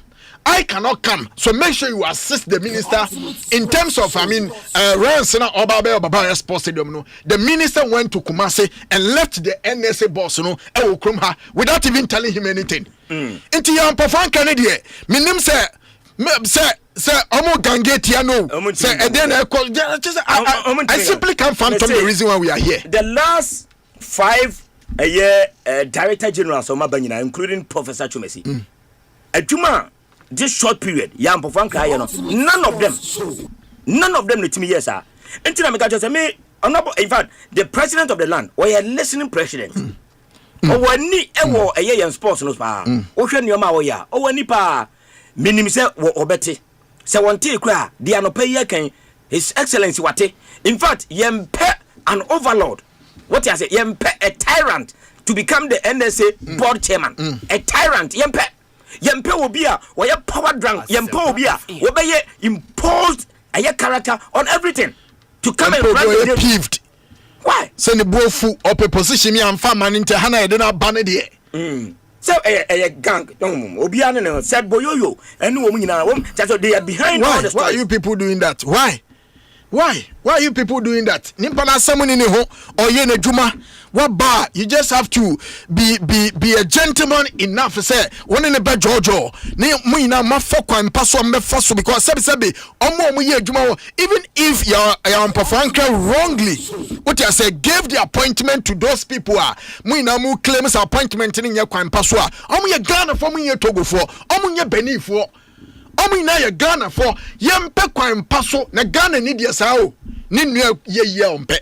Ni nua kwana ni ma wompe. This way. Otan hunu sa. Lie ben no. Papa yemfensi o. Okay. Yemfensi o minim say ye kwe nim no. Ye de ni aka no so besa betwuma mo. Nti yemfensi o na yenkomra. Okay, yadi see ho na yetumi akoso arope ewojumadi ni so na ya hwese de enhye ni nyina no ebesi akọ we no dadwene na kaninja kofa bae de bae na ja so yemi lines no okay production say yemi lines no kakra entum 0302216545 0302216545 and I feel 0302216546 Kanija yem I'm not meeting a question dear hino. Oh, and as a chief of staff to Nancy case in this world. Yes, we call a parliament, but among can one 7 year baby. There are some cranny. Young Hello, good morning. Hello. Good morning. Yes, I'm Pacho Honey. About your lawyer. Lawyer or die, young boy. Myxtro, I'm in chair with you. Not Myxtro. The American said, Menyako to Kuni, Menyamini Queen, Abia to support me. Nkofobide carrying Vito afaso me ra papa because o je carrying Vito eduma o ye ma kotokona e fe se eno anana kanija e kanu because ni nim die o se mo pam carrying Vito sabi so gamba pam obi pa obi o se mo pam na ka kwani poku na o se mo pam because kwani poku e kwan o fa so a ye di penalty mo o mo ne golden kit na okodina ho otane ho kanko ansa na obo sa penalty na hye no se da dia me ka se victory me de ena ma henkan wa ni fom no kotoko supporters ni mpanifo ni na se penalty do boy no am se penalty the keeper no experience kakra bi a enko che no but na me ball ni se ntino o ma ntia nka ho hwe anche no enu na odi ko gina ma o ni edia na egbu hu edia na keeper no fe say golden keeper no nti ono eno ko so bia o na ball first penalty what say I am mo aka ni na bobo nti sa ni pa we no mo ntini ampam no na se mo se mo pam ko kai bita da ayi foi bai enko be sie foi bai na o de o mu ena o mo bo kick ese the home the man ntini ampam ye team da se kotoko na nsen ampam kai bita all black say no all white say no ba se ke for say no na team ti se aduana start ono wa bodro kumati enye se wo se o 19 penalty that's for sure keeper na wa ya bi wa bo mo uni da bia na keeper no ti penalty 3 to 19 minutes o che no e na mo bo yi do sa chi 2 e o si e bo keeper na ba so no mo tre se bia na e team bia se bi enfata so o se kotoko ndimu pam no e dey do so mo yesa Mamena say lawyer down 0302216545 0302216546. Hello, good morning. Arenade. Ya fabulous niana. Unemme. Yango. Arenade. Asempa FM. What de sokotoko pepe. Na kotoko yedi. Ose. Kotoko yedi. Islo gani yedi. Musulo gani yedi kuma pema pembeba.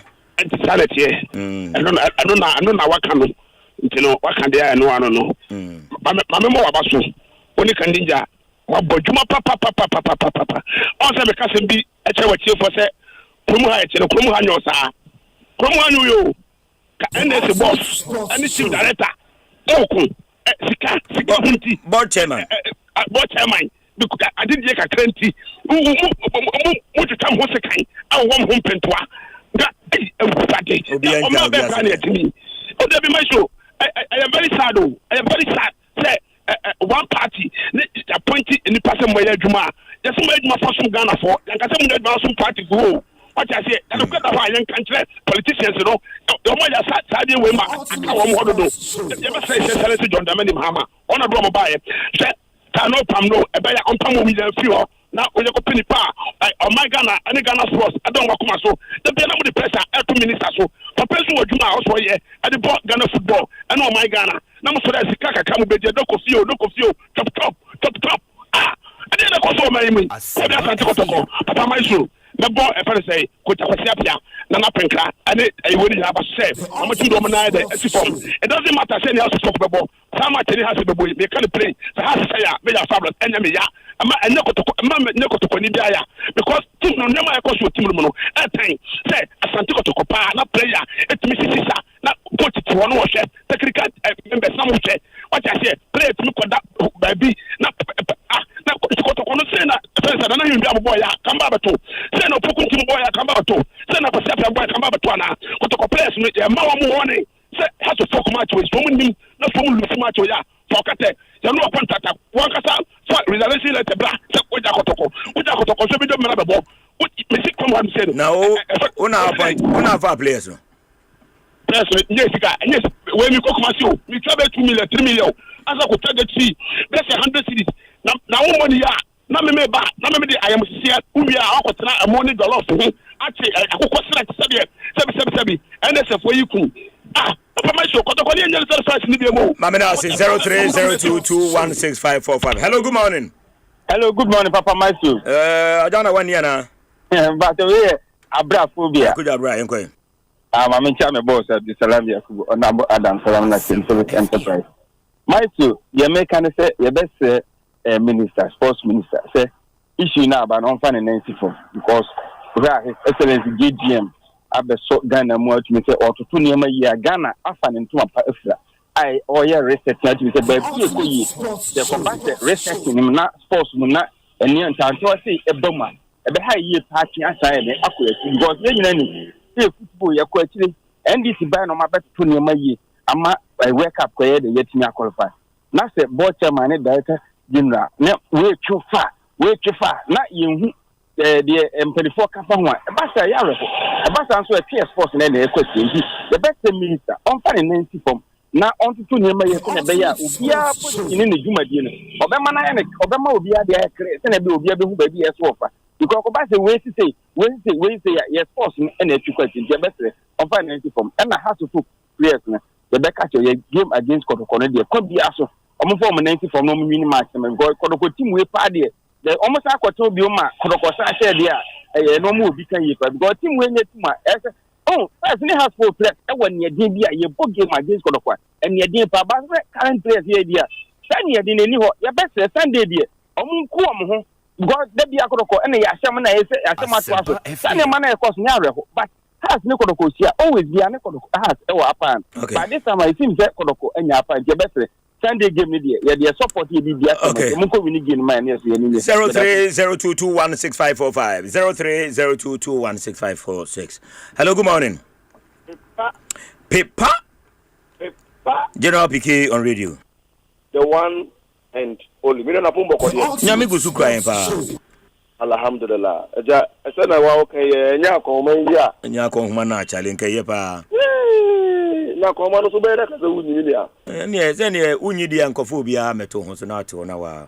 Dia tira nkura yiku sku na dia de bia. Nkra so abra mo bibia to. Enye izo. Enye izo. Oga mama tebe boss nana kwabra asenso. Eya me ya yi pa se Kotoko de no kodomu yi. Kotoko no asiti ampansa man man ko Kotoko. Ba me Kotoko asiti ampansa mo no. Eje ngwa ni hu da se Kotoko do du bi si na ba ye. Kotoko tete pansam da ben. So kana de Kotoko go sa pansam. Oh da bi wuntimi nkase. E bia crisis nkete bi na also mo resolve won tete pansam sa. Na Kotoko eje no mo ko 6 na se e wa Morocco eje mo. Eje Kotoko no ko 6. Na house nye 5 pen. Da biya kan ya ka ande ne yake ya ka na ma egu apasu ne kan yo na mo je twem de twem ye no se be hu ye ne kan wasam so soka be makase de mo point kan tu no kan say kan tu is not the best of Kotoko a wrong appointment che o ko titim ketwa on e sentim kese coaching e tra kala Angelotti ye Everton man no we je coach Everton ko che to dia coach bo ko ma be no tin coach ye tan mu to no tim sin ko be ta coach o tim sin mo e bia friend say oba 1 year ni trophies mako be nan a waji nyina echi o so nti ni ceremonial cup cup Carabao cup kama for the two mo FA cup no kai mo kwai pass we are good kids ma mu ko win ye ya nyina wi wo yo studio bi ni mo pere ti ma ko na MTN FA cup na no say ceremonial na because apart from take up no dia ko nyina ceremonial cup but then two people no fan ka say why dia na Chelsea coach ko te club world cup mpo ya pamono ko te o the world is two trophies conference the conference of Europe the club world cup ya pamono na how much will be ceremonial cup e ko ka ko to ko ma se photo say on the papa ne you start onya de you do onya de ko o ma na desire and one no soccer next the sports minister say for the next moment Asempa FM ya ampopo anka ba ns you to sakra ke sie aba ns honum and the Ghana pa you see what tournament you see event e wa crash for studio ade ba ti ba ko na what is new na pitch ni new finia ya ampopo anka abo juma yen kan che papa no ba ne say yes re no se o ba no ba ba yer na ye odin ka no ye ni ye o ye no boro nye no nye ni ye me penalty e me guade ni na ene say akono ende amana e de ende a ya ampopo anka da romanti na ene say akono ende best me can so for next form open between for month na say na issue no omo set issue no amicably na problem to there on onya de kada na onya de me da say 0302216545. Hello, good morning. Hello, good morning, Papa Myxtro. Chakapa ma yon konteme na infa final. Me pacho ye kontema na kwan biya so na mamemtia Alaji Polo 4040. On Ghana supporters executives na Papa Myxtro ni asumdue so Mr. Yam Pofuanka oni na pamfo juma sisi omo ye na ekoyi pa men kanda da nyama koyi iti ni ehwe se Dr. Fred Awal eba ye no no so beba be kan na omunyina nka ono kura po no be kan no nka ama ejuma na ko n'enim ntentem. This is not the time ye be tre se me wo power a tikata then a pound for so Juma security work on my jet me 2009 2010 tikata a Juma yeah as a security we say and no ma South Africa cry a World Cup and near much we cool ye from share ye Sonia dear and Yagro it in days Mr. Yam Pofanke who said or Muya dear what from say beboa na should be say Mozart nina pampo I mean yendom no mojuma e be say penny for chief of staff name penny for Ghana I want to say yes in penny for Ghana Mr. Yam Pofanka nina pampo e juma no mo ye na efe it yendom no munye juma no emfa mai na bibia nkoso kama e da ti bi mama na say final two na e de nyina say hello good morning. Hello, good morning, the rich Papa Myxtro. Welcome, Holistic Emotional Intelligence. Yeah, with friends, I've followed you since yesterday, but Charlie, they say, I use a young poncho. I didn't. I guess that's an atom. What do you say, CDD 4-year research? To become president in Ghana, you need $150 million. And to become an MP, you need between $3 and $5 million. So you make me believe this idea. Oh, yeah. Yeah. David, the Benyama Bibian, one of you move. They can't solve it. There would no committee can solve that, and they should solve it. Even if they declare about Jamal a loser and it goes independent, he will win. They should forget it. Fair, sister, me a woman. Forget it. Yeah, it's between the addiction and Kadafi never start to you. Oh, I think about MPP primaries, you have NDC primaries, you have NDC presidential. No, but Kwaku Sankani behind behind the scene, cry. Behind the scene, I only make piano.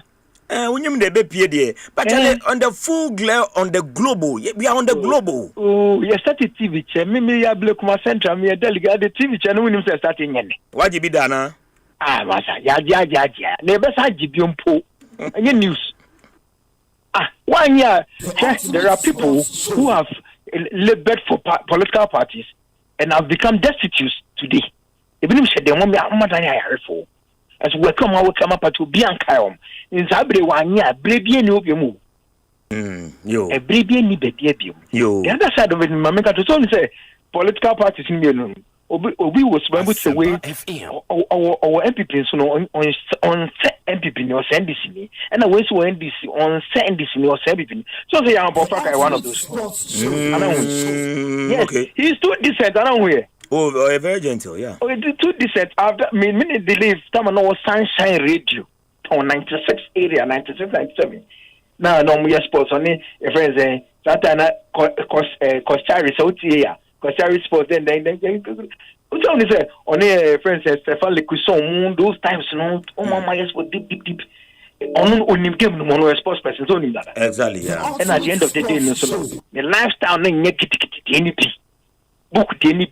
So when I have research on your friend say I have the research now GSA games about one Monday. Moshaban. Very good. Won't say he's too decent for the game. So so and then I affect our Pofaka. Young Pofaka only get type in it. It's not to me so I was an institutional woman. Because a buka. So but the young was not the Biamuba buka. That is our problem. See, and that's a question. Cronin your modia, Yanni Yamomo power no more. I a question where was ever. Maybe don't say Canada can say as effectively 50 cases. My name is okay. Go for Kaka. Say, in fact, I'm voting in Canada. Yeah. I said someone pull almost overcome as a brown indi. And also acquire and no credit. Good morning. That's a young for friending in any way. Young Fancy or Nafi, young for a man on a dear.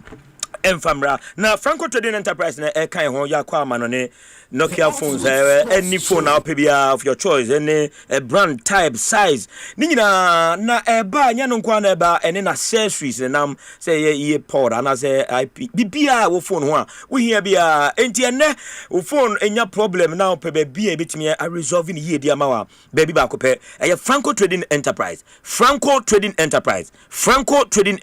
see phones pa. If ye any your phones on washing machines, microwave, blenders, CCTV cameras, and your man who do be electronic gadgets in the Oba Franco de Bebo, and I'm saying Wakofa Bebrinano, Edia, but not the dear Franco who say a man cancer who Kumasi Takrade, Sunyani Bebia, Bogamponawa.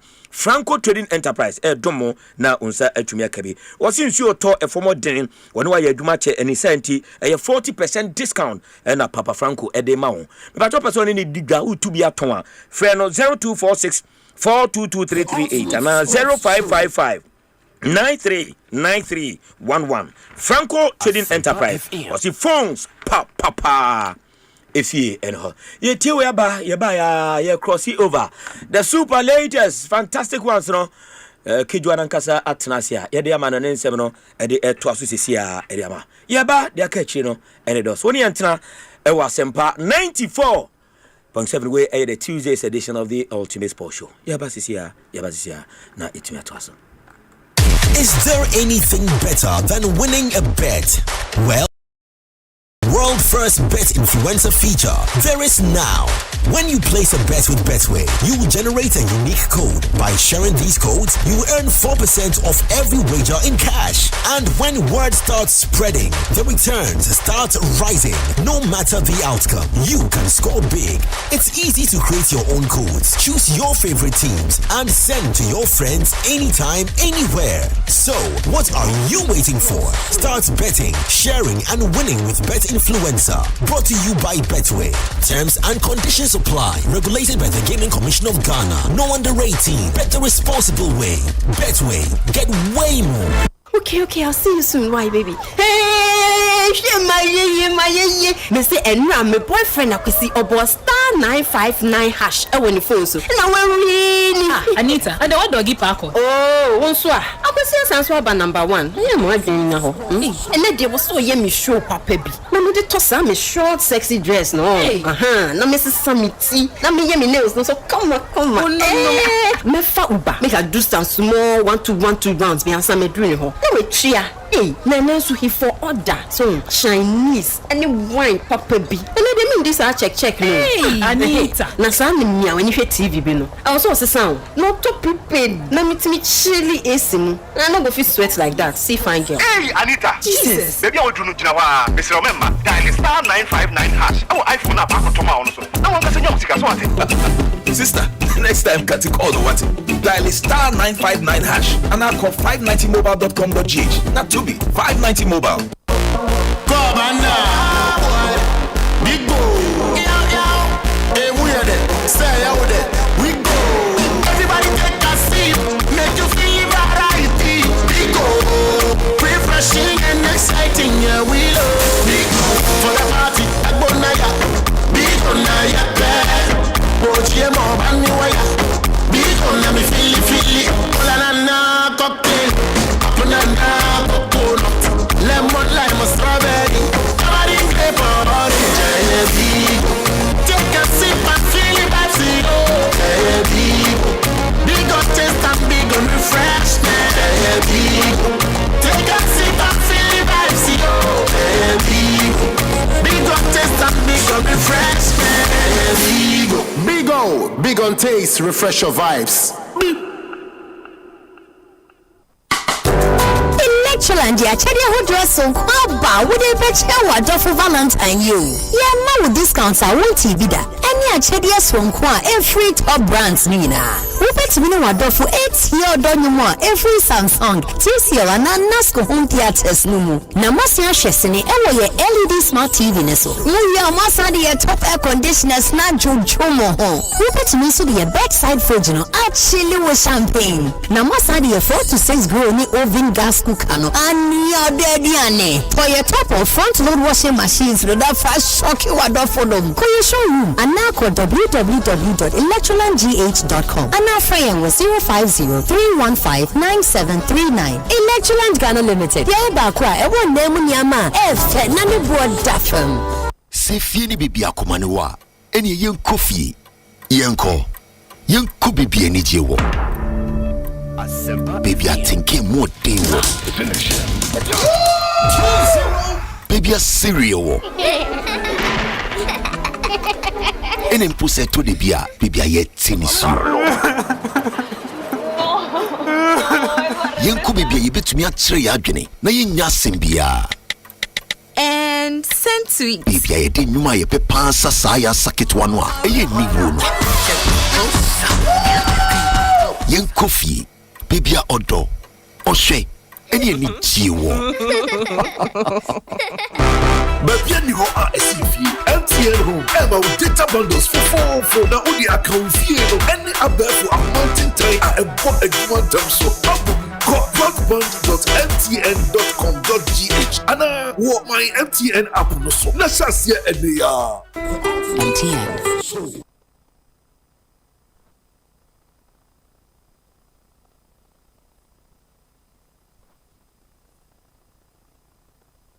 electrical appliance bang na wo pato say your mobile phones with say Nokia, Samsung, Infinix, any phones ahodo nyina smart TVs, air conditioners, chest freezer, double decker, tabletop fridges, and a washing machine, microwaves, blenders, CCTV camera, any call Franco electrical appliances. Are durable and very energy efficient. What sounds what it bonus so Bura branch beer benwo Nekoji electrical appliances eye papa na ne buofu every Franco anafre 0246-422-338 and 0555-939311 and www.francotrading.com. Now to add your online ubetmenya up to 40% discount. Electrical appliances papa ifi eye bakope eye Franco. Syntax Tango. Syntax, hey, tough, hey, strong. If you want quality, this be where you belong. Syntax, hey, tough, hey, strong. Oh, gonna shout and sing the song. When the sun they hot, Syntax no break. When the rain they fall, still no shake. Builders they choose and plumbers they prove. And any project you they start. Syntax Tango.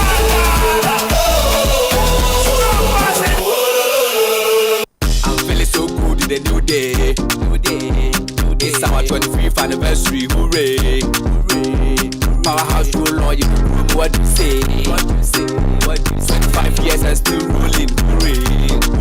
So we end up with time to drive our powerhouse. And one of we use truck drive and the powerhouse. And one of we use police, nurses and doctors, doctor powerhouse. And one of we use the market women and the farmers, farmer powerhouse. And one of we use Hooray! Powerhouse is 25 years and still rolling. Try out our exciting new Gold Rush variants today. Powerhouse, strong all day. Keep out of the reach of children. This advert is FDA.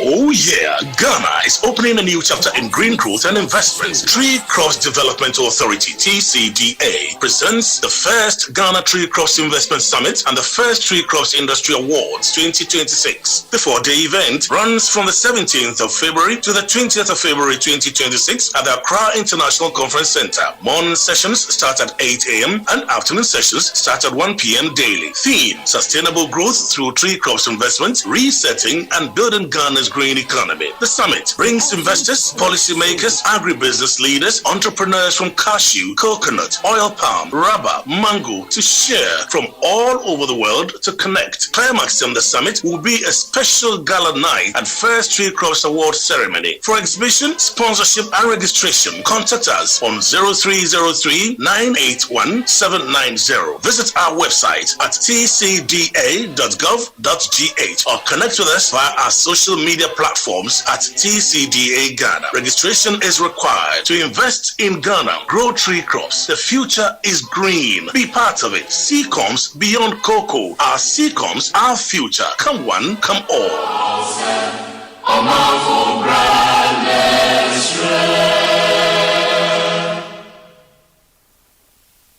Ensema wudwa esinyina. Emwa kesia wasa wuti biara Asempa yetia na wobete no Asempa yetia eye kasebo a ye de brawo ewo Asempa FM enwe no nsia empire mu 6:30 sharp ensema hodo a esisie ye wo hie ni nyina ye de bro Asempa yetia eye straight to the point essence Asempa yetia Asempa yetia Shasia February that to sonkron ewo Asempa 94.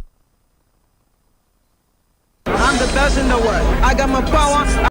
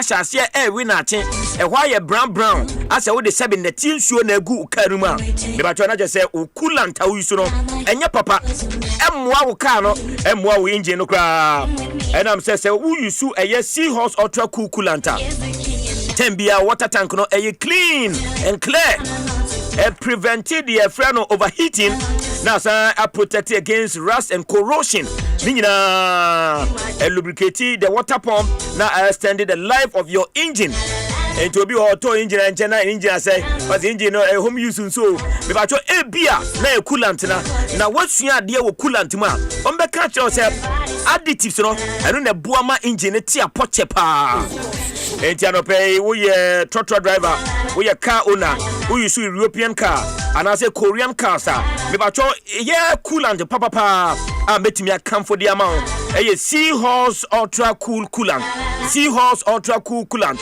and on make account for pay the amount ese etia papa a protective both aluminium and iron engines and maintaining proper engine temperature, preventing scale, rust and corrosion, and performing effectively in hot African climate. To me aboy and weather enti me a driver kauna na me pemika ya a seahorse ultra cool coolant seahorse ultra cool coolant and on make come for the amount e buone ya ba sanso na we nyumakuo mo be say ya ne mo drivers kasa church am kwampa e be ma engine atia pa seahorse ya said ye ne kama pa your engine get full protection not guesswork the right additives make the right coolant seahorse ultra cool coolant papa ne mo be bia to anope ya obe friend 0244 577 0244 577 and 0544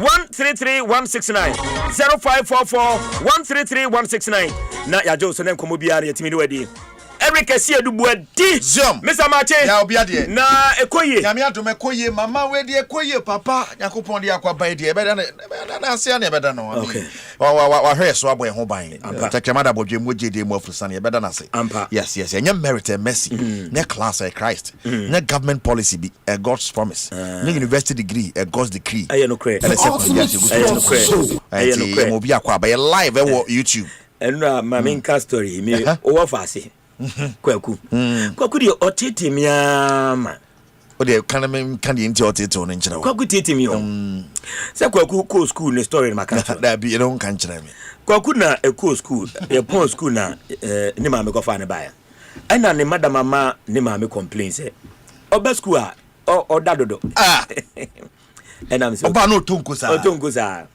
And I could buy them. So why? I've paid your school fees to go and study. Why should you go and sleep? As when you say babies answer a question. Also, Daddy, it is not me. Me, when I sit there, I don't want to sleep. My eyes will be closing.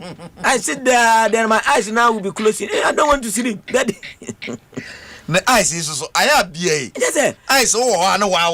What? Wow. No, Daddy, me, I don't want to sleep. Oh, I will be there. Then my eyes will be closing. Answer Kokudi Mami no. Osene papa. Wa and no akokra me hwe Atlanta game na mafama mada. Me da ho a kwaku atuesu mu ba. Asempa. Adenya wo ye bia etebe bia me de salute patara ho mo bia nko ho no. Wo ko ti solid tape na de na shock. Ba. Oh, electric na now they won't say oh near for you. Say my yena me di your my time me the solid to cover baby and am akoma me no one say mo bia amfa. Me yank wan kan kire. Ultimate sports show. So obaba ko so wa hwede ntia odi ne ma tare mo sa. Asem na me ka che say man nkohwe no. De obaso kohwe. Adam and Eve de me ni we no. Sad na me ni na no. Say asenkwala no ka say don't do that. Stop it. No, I know what you me say what tiantema there my hand what or me call I just or nzako kan na. Already I go. Enti do be actually nyankopon no. Say I didn't do also. That be my I remember you cry my friend cry ombe tu kwa de o mama so munyo ne. Kwaku wasan ko fa kwaku ne de na ayeka kra. Kwaku no wasan fa de nye. Afei de wa so waso ye de pa. Kwaku de. Wa no wa ho no. Kwaku Onim de ye o wa ne nani no kata. Na story ba ku bi de mi ntimi kan radio sir. Ka best ram atiate. O ka radio so. Kwaku. Ya kwa chiri wa na maka. Ya go po ma mo. You do tell be o na ma fi ya dika. Na me kan so o kan enye ya ho den no nyankopon na me kan no. Because baby am adwene da me da kona. Suddenly enye nyame yanka bia of a problem ba. Nyankopon na hear so much too. Enye driving na we ya de o. No David. Enye driving na we ya de. God ta careless na obi ebo wo no. Nya wo de wo twu de. But sabe jimifo bi. Say order. Say ni wofu. Say obi ne ku. Ebitimi drive style bia man to odwen wa wonte. Last year na me call latter part na me call tema ko he media ma for training. Hey. Me kwa motorway no so. Na me di car ya aya na twinsuo yi bi no. Rhino. Tenten no. Na me di ba ko achi. But no or speed am so me di na tipa. Me di na tipa. So ni bi hwehwe gu kama. Ti. Na so my man ga be 50 meters be in case of emergency. Charlie. Suddenly, almost spare tire no ebo. Asie. Na spare tire no asie no. Ado top form. And just say I say me di na chi na me boost here say me sign ho. Me if me sign ho a de na ati top form. Hey. Just said, "Sa dance in the last year. Me sure say dance be a kese chain." Then how I na esi so pepepe no obadwe ho won tia se. Because no skill. Me nya imagine say me sign no. Me di na chi sa. Madwene ba so say o san ho no. Me yifa ho a mu say tie. And me mirror no mo achi no. Na car na odi achi no. Body ashim. I saw by dojo be wu. He locks pa 4x4. Baby a wo de ne car no fire. Ono so survey. But no say e to ho no e say dane. Into who so fast. Oh, so bad. One famurem no TC. And all kind of transform sa was so bad. Me say I was imagining say na ka me di na chi na top forma. Oh, go now ben. Me some sort. But na speed am di na chi no. Na ka motorway now na motorway. What you say? But the way me chia kakra say me san ho ade ne top form no. And be saying Yankopon say yeah, so we don't take God's protection from God. That's why last year my biggest testimony and Asempa ma share and Myxtro the edinye we say opese we di yeah eti o the opese do fruits udi vegetables fruit no nye and ye de niam hye chemicals ni adi nyina vegetables do so and na video bi amani ala to hwe wachi o mo de cement e hye ayi beans ama hu sa video no for say it's nobody be like the wasane de yesi ho the over tournament na de ayishe no it's Myxtro no wa udi healthy twitwa bi so ayi online la na yi enwo kokoi o mo se ya de ba ku bi o friend saying oh buying b at the fra Hey, say na be ko. Be ye gon. And to do one man so me pe ngun kokko. De me re mo ma din no so mo ame. Friend bibi bia. Myxtro enti aden. Adwembɔne de kroma de. Enti wo ye no. Wa unsa de ameyi ti kun ya kwa jiska. Granite paste no. No mo de emore isam afra. Hey, is it them say aduane na o se eja di. Actually. Because we had the ayi bibi ketom na e bare bi. Yaso na sabe tidy di abontini. And em say kube pena wontimi nya na hwe. Ana say kube di. Em say kube na say I said the God that created coconut will always give it water before it grows up. Anytime be anya me na. Because they are cutting na Myxtro dabi. And I say yeah, yankwe ni me, we dey yankwe ni na. Ana say hey, serious. Yankwe ni. Skies one dey onidi ti em say see no. Yanko. Onidi. Fasting now. Myxtro. Yes sir. When you say niema ekoso across the world. Any ade no. Football when you say a circle say ya. It is trying to want to say the issue okotoko yi. Be trying to want is it to ayapa money Zito. Zito ebe sa ko nya djuma sisia. Oh, why not? Sa na tie. Et in football player ebe fit team back no akọ team foforo sa na tie. Okay. Ose ku be sen. Na ba ko so ba ko de oh Kubenzio. Captain me kudi po. Ba ko ne nya no na America. Captain say ne letter am ho. No ba ba ji. And the games for yeah. It's marketing mu. Oh, and you're bad. There's Leeds and Chelsea. Now, if he said Rosino buy no, the man is doing a marvelous job. Yeah. My name is Chelsea for there. He's doing well. He's here to lose. Yeah. Yeah, just that. Hey, there's a level of player Chelsea fans the person but Liam is doing well. Why are the pop? I need Leeds United. One more so far Leeds in the last 4 games. Leeds United dear pa. Now normally Northern Forest the cry. We need to pass. So I'm sure on paper because Leeds United there. Leeds United. But Chelsea. That is a test for Chelsea. Yeah. And then at 7:30, Chelsea versus Leeds United. Rest ahead of that particular game. Going to Ellen Road is always really, really difficult. Always been difficult. It's a club.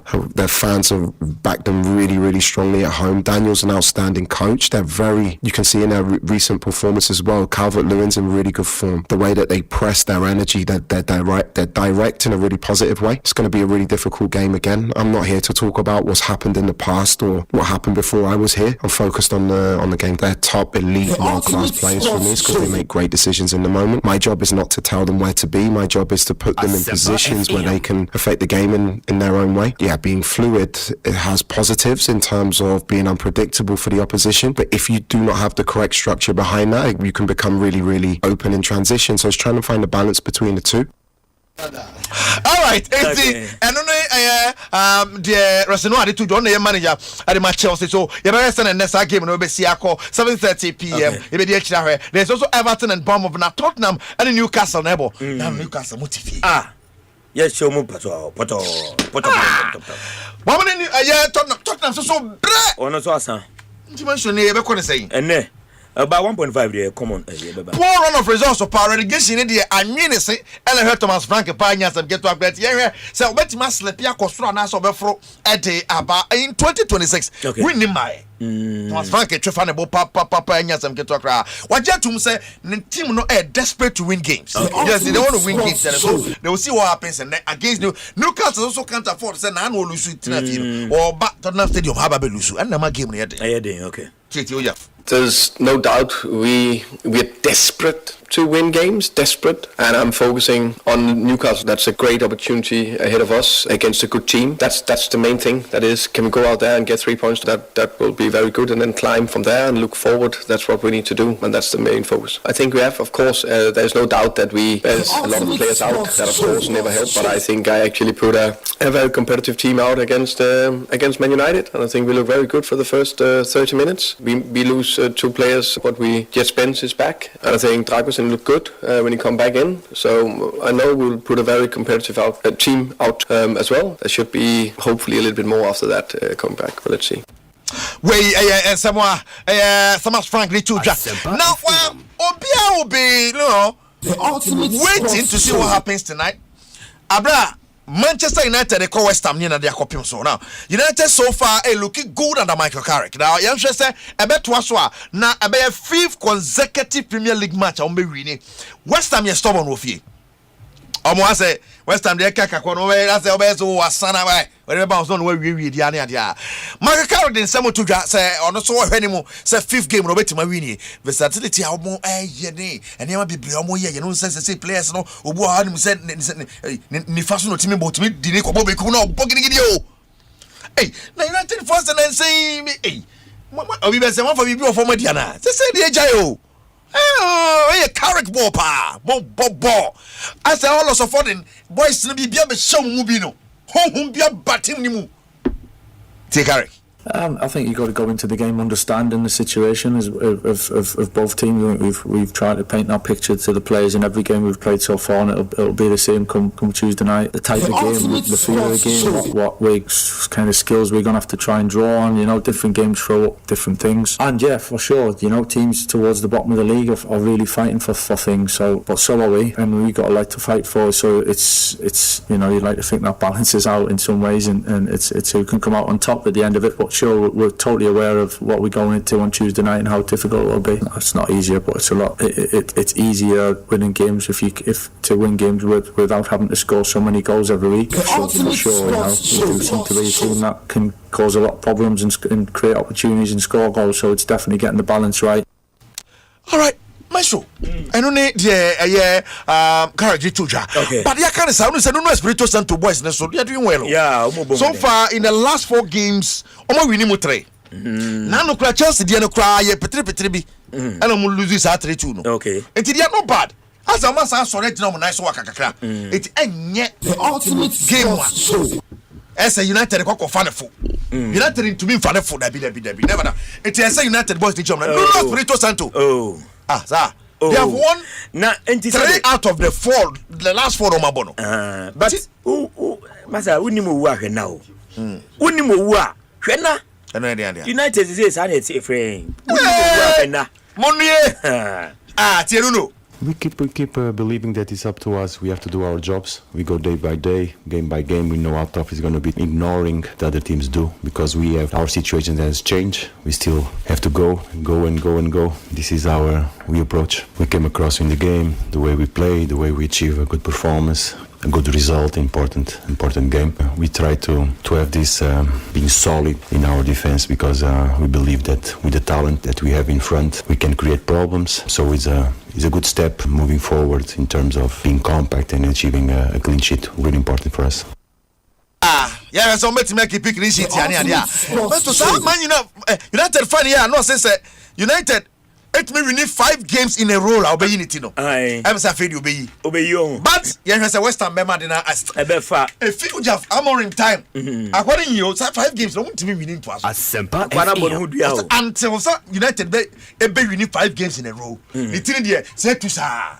Okay. But the game against West Ham, no. West Ham, every time on unity. And to acquire 500 days. The team Fusa will just stay to sir because United or winning back draw win 1 draw 5 financial than twice. It's the answer how the team university but West Ham could let it still grow. Couldn't they will not do anything. Sir.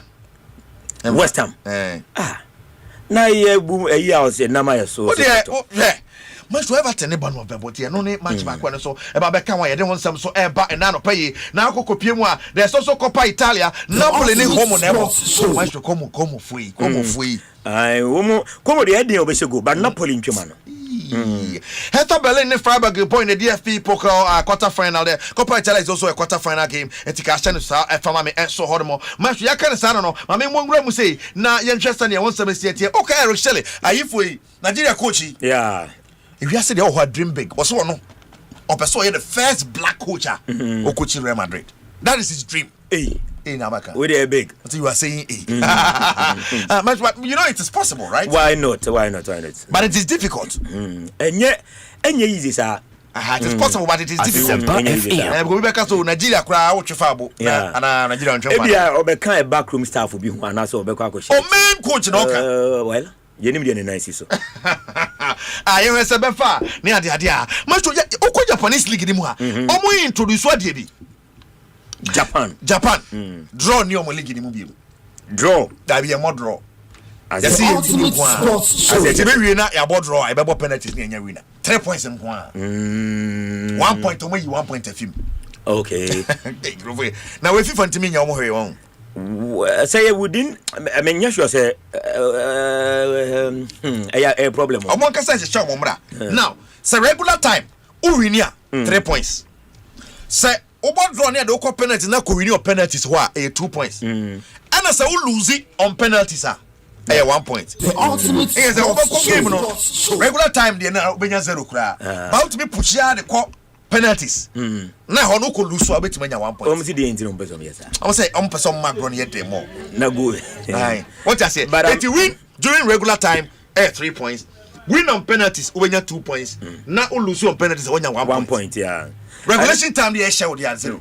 I know they in a year your friend is saying knockout games no normally applicable. But omun propose FIFA won development say proposal. I proposal kenya ibia. Kenya bado. As to 1 point in the obenya na bia ko penalties na konya 1 point no. Kama point build up na do so kama. Well, omun discuss was so. Kenya bado. No dey ya di won command say so. Masho, Ngolo Kante kwa ya our start you. Our start ya match India ano wakwakoje nyasam keto akra. Ne Kante no Myxtro offer a day too much to be match. Kante. Aye. Minim so to be match there because chesa ma bobo na wie kro nkonkoje ne din ye kobo yen saba che fans offer. Na say na for so ni mu na okoye biu. Obi wo ma sa no tie. But to do inside there. Oh na hono oni ni nyame o. Say offer a day dey bie so ma want to me nyai. Oni ni nyame. Honhom ne beba. How dey wo kwa. Honhom ne be sorry. Myxtro Saturday Ronaldo is back. Okay. Ababo. Ababa ko. What you say? Who say na ntokwa na wo kunu nyina na Myxtro. Say na nyesam aniyama ya kaka nyina. Yes staff of anasa for so no mo so akatu bia kekam. To no na kwambia so no. Stand for them. It ya fedie ya tuatua sa aka nyina. Why are they? You told the stacker as the chairman I just to say he's going to be back. He said, Fede, and to quite walk on. None yet he had the 4 minute 100 talk. Also, internally, he can't say, fear buy home banner. Then, Mammy, do yet. It's a fair Nina by a tutor, the backroom staff on the one in our cafe and Yaja on the boy. Tina, and as a 40 in a time, Jew. It's all right, another one will be. But not fasting now, get a placard, say a church or so, CR7. Oh, we did the Sue. I said, you don't want to quite. Now they say, Obi Kwama in I say TNA say, oh, Kwama is in a Katriabecasia. Yes, actually.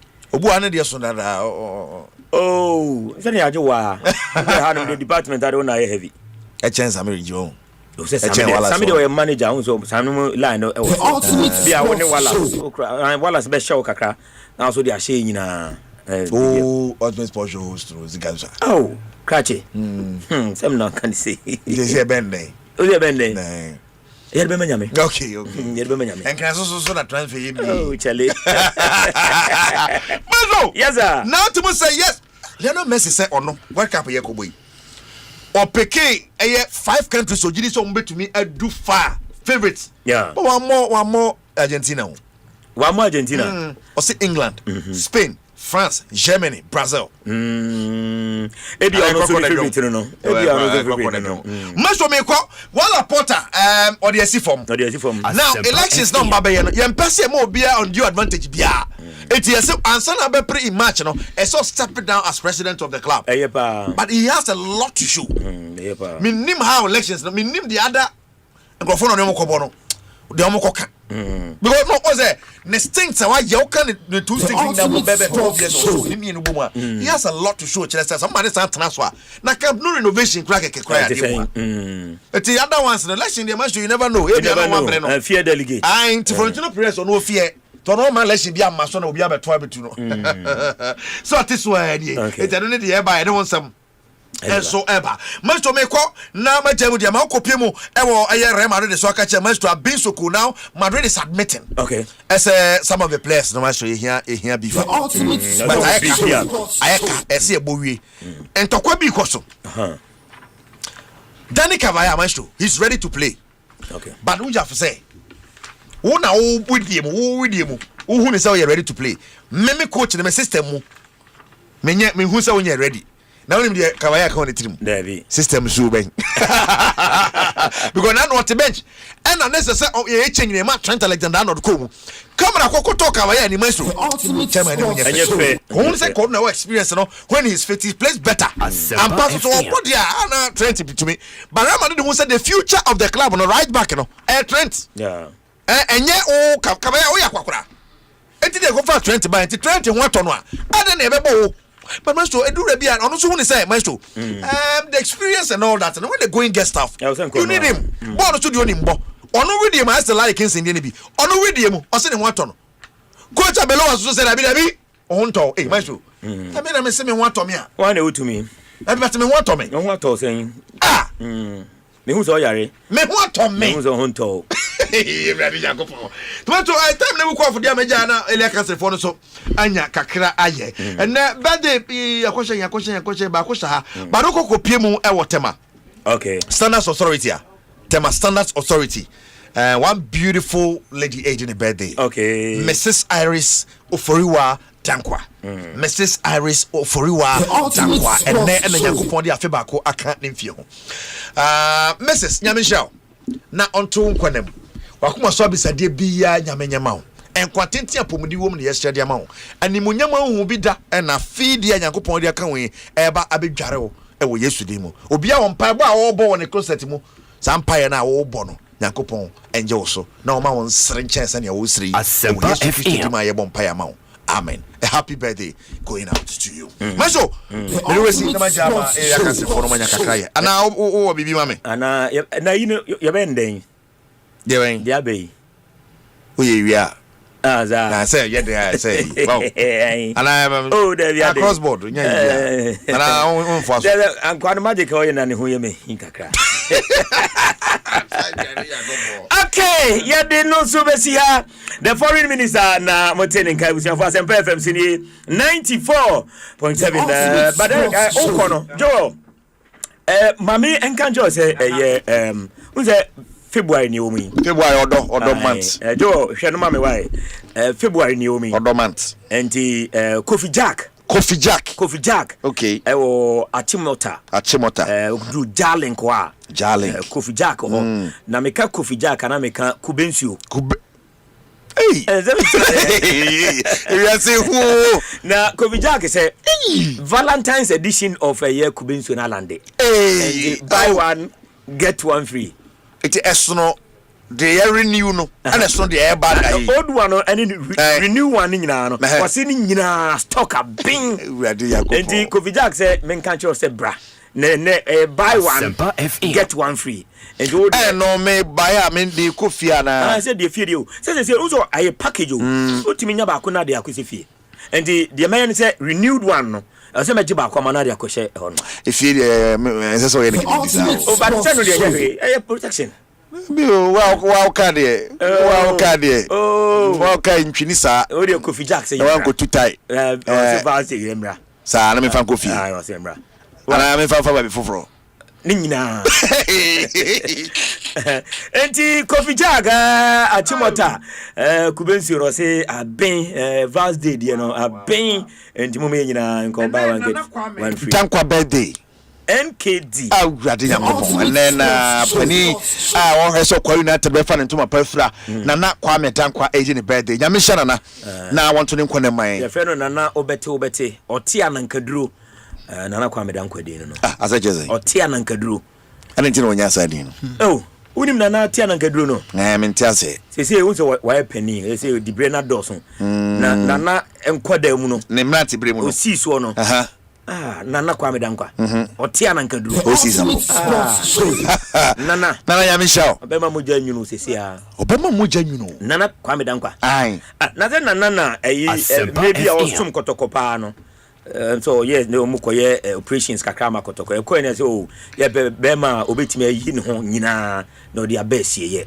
Nye be maybe a kepe bema ojira nice the machine machine be tare ho se kuma fa crayon bia environment ya dia bia so mo fa nipa be 10 20 o nyina kotoko atita for nyina no Nana Kwame Dankwa na qualify go so body pa potam go so body pa and odi ru ansama pomo enti na de na edi ni be da yan wo hye ne well na still onyi still go so dia na say ze dia be idea enyini ya na de no say shrinking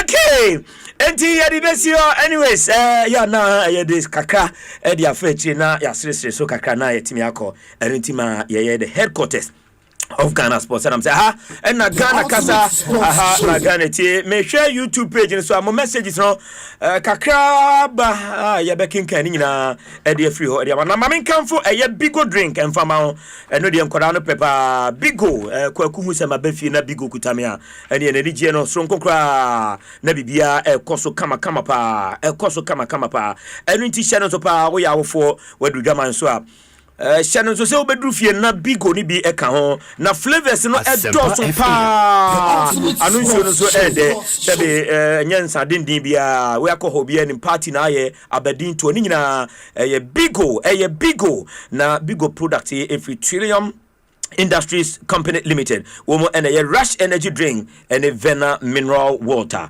enti upe bia to supermarket bia edina dedodo ozo upe bigo eno ana pay make come for the amount mami fa Ebis Gold Group so enfama Ebis Gold Group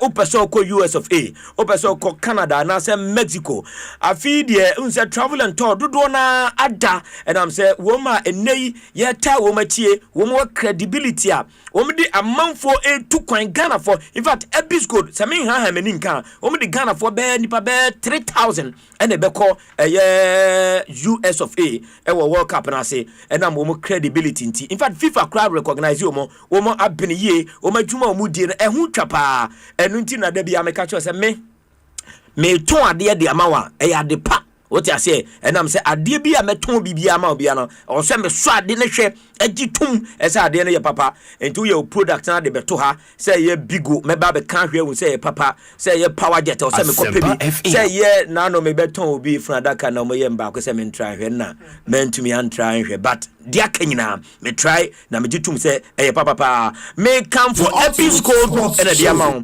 travel and to be in Ghana ha obetimi de nukredie pepper your aye adwuma to say the Ebis Gold no enti hyase na dwene ho we take it in some flight how they be call all round trip accommodation wadru ho car do be kwa ba baby a obeda Black Stars JC ni nyina o package ba ko ni nyina ewo ma o de e ma wo kakra bi na wotua kakra bi e na wotua anase mu ye nwumakuo corporate business ni nyina no so slot na said that no so enti campaign am pesa afi mo ma mo workers to kwan ko work up na se no money Ebis Gold Group enkasa Ebis Gold Group money wo nkasa wo nko ana wo de wo ho bo ma kotokro enkasro da wo ti ase no credienti Ghana fo adi wo matumpa anopa wo ti menka tro number no to se hia wo na da chi bi ebe hia wo enam se Ghana fo ze ye pe lasawa ye twan ama na ben ni ye tumrika Udi no betima na ye ntempa na utumi no edinsa wo so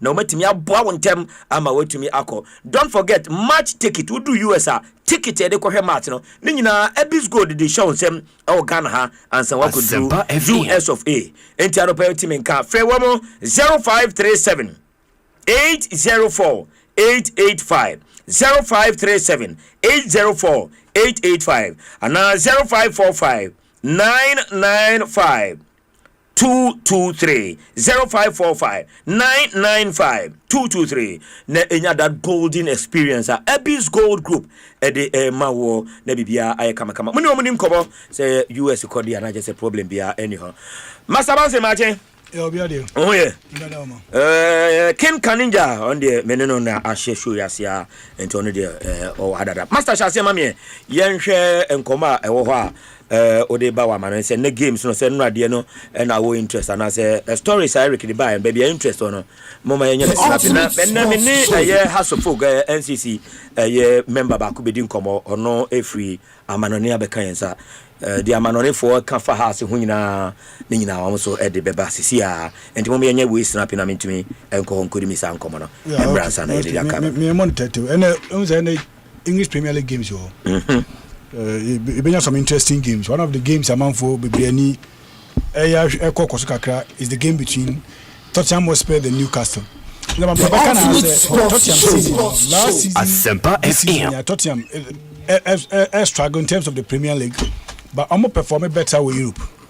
Last season, Tottenham escaped relegation, even though because teams in the relegation are very poor. In Spurs, the form are very bad. No, to me escape relegation. And no, the Europa Cup or Manchester United ball finals or J.